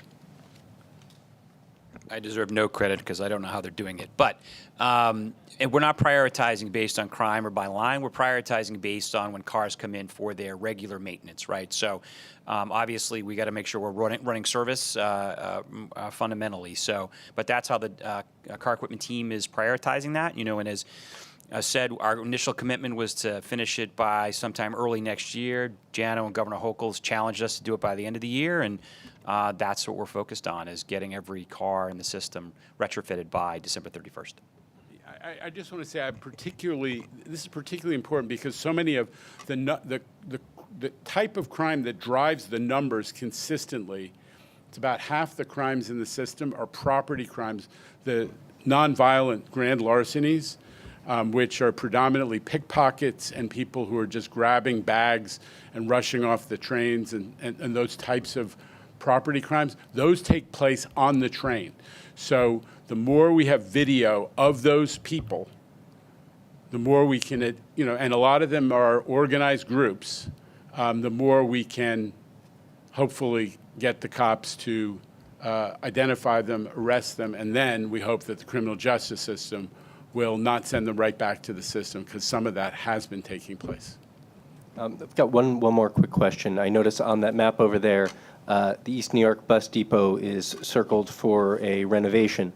I am wondering if the I'm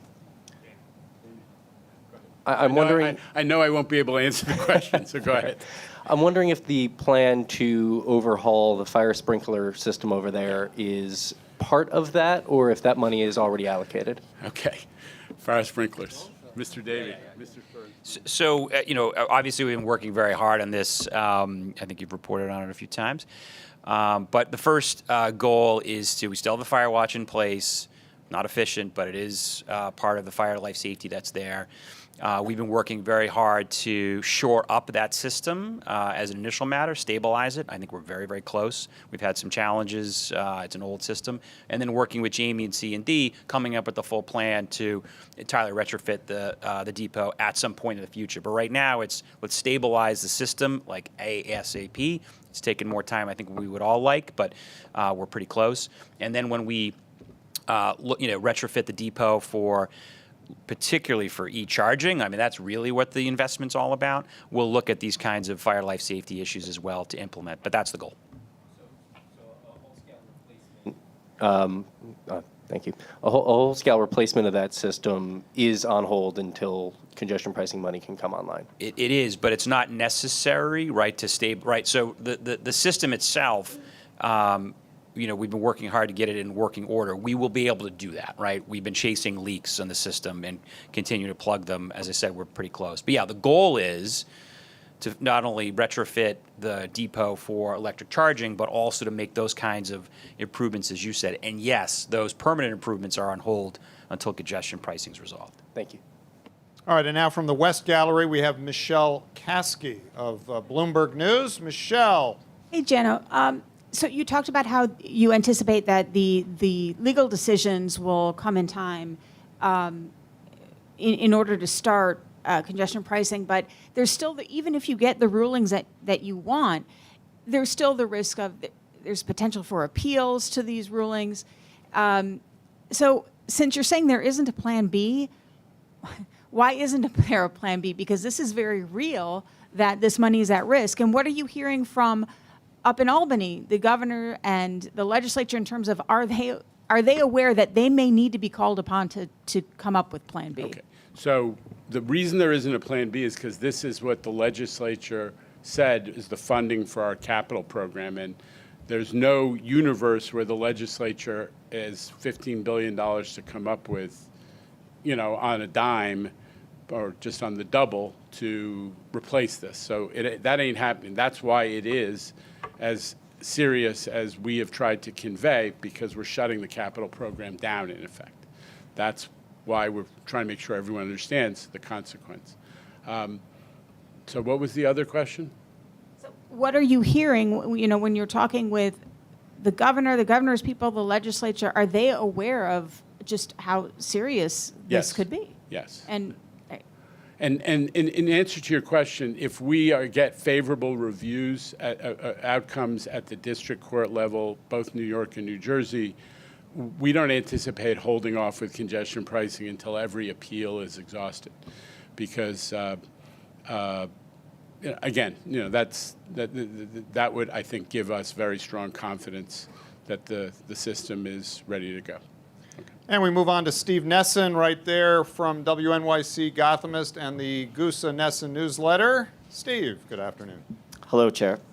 On the subway safety tip, there were 3 murders this year. As you know, there have been 32 since 2020, and that's more than the combined previous 15 years.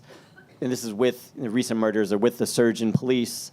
I know subways don't breed crime, but what can you do to reassure riders and what can you do to create a safer environment? I've heard a lot of blame of bail reform, but what can the MTA do? Well, no, I just want to be clear. There's no blame of any particular aspect of the criminal justice system or laws or anything. I think that what we're saying is just factually, when we see a lot of the crime that has been experienced by our riders being done by people who have huge, a huge record of doing exactly the same types of crimes, we're asking the criminal justice system, and there are a lot of different stakeholders, to figure that out so that our riders don't face that. 1% of the arrestees last year committed 22% of the crimes.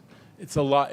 Means they're committing 22 times their number in terms of crime. So you can really put a dent in crime by figuring out how to deal with the issue of folks who are doing this repetitively in the system.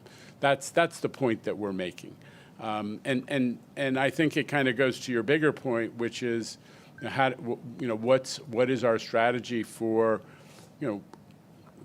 dealing with subway crime. I just remind you, so we don't forget, subway crime represents, I think, 1% of crime in the city of New York. We have, on average, last year we had 6 felony crimes a day in a ridership of 4 million. It's the population of the city of Los Angeles, 6 felony crimes a day.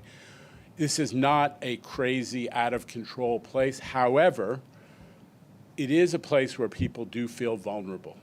And it's a public space that needs to feel safe as well as being safe. And that's why we put such emphasis on working with the NYPD to make sure that everything about the system makes people feel safe. So I'm not going to argue about the statistics.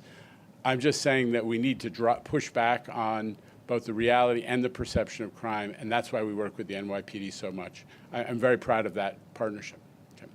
All right, thank you. You have another? Squeeze in one small one on congestion pricing that hasn't been spoken about yet. Okay, sure. The environmental assessment did note that regarding parking outside of the CBD, it could exceed supply if the area is currently at or over capacity. Upper West Side, Washington Heights, I've spoken with some residents who are very concerned it's already at capacity or over capacity. So what do you tell those residents in the area and lawmakers that are fielding concerns from constituents about parking issues that they think will be exacerbated with congestion pricing? Yeah, I mean, I think that, again, the big punchline of the environmental assessment was no significant impact. So every one of the impacts that was identified in the environmental process was not considered to be significant enough to warrant a required action by the feds or to prevent congestion pricing from going forward. Obviously, we're going to look closely at whether there are impacts and try to work with communities when we see those. That's why we have so many reporting requirements. But you might equally hope that the folks who are electing to park uptown will take mass transit from the get-go. So we'll see what happens. But we're going to look closely at that. We want this to be a net success for everybody. All right, thanks, Jano, Rich, Jamie, Kathy, and Demetrius Critchlow. Thanks to everybody, and good afternoon from Lower Manhattan.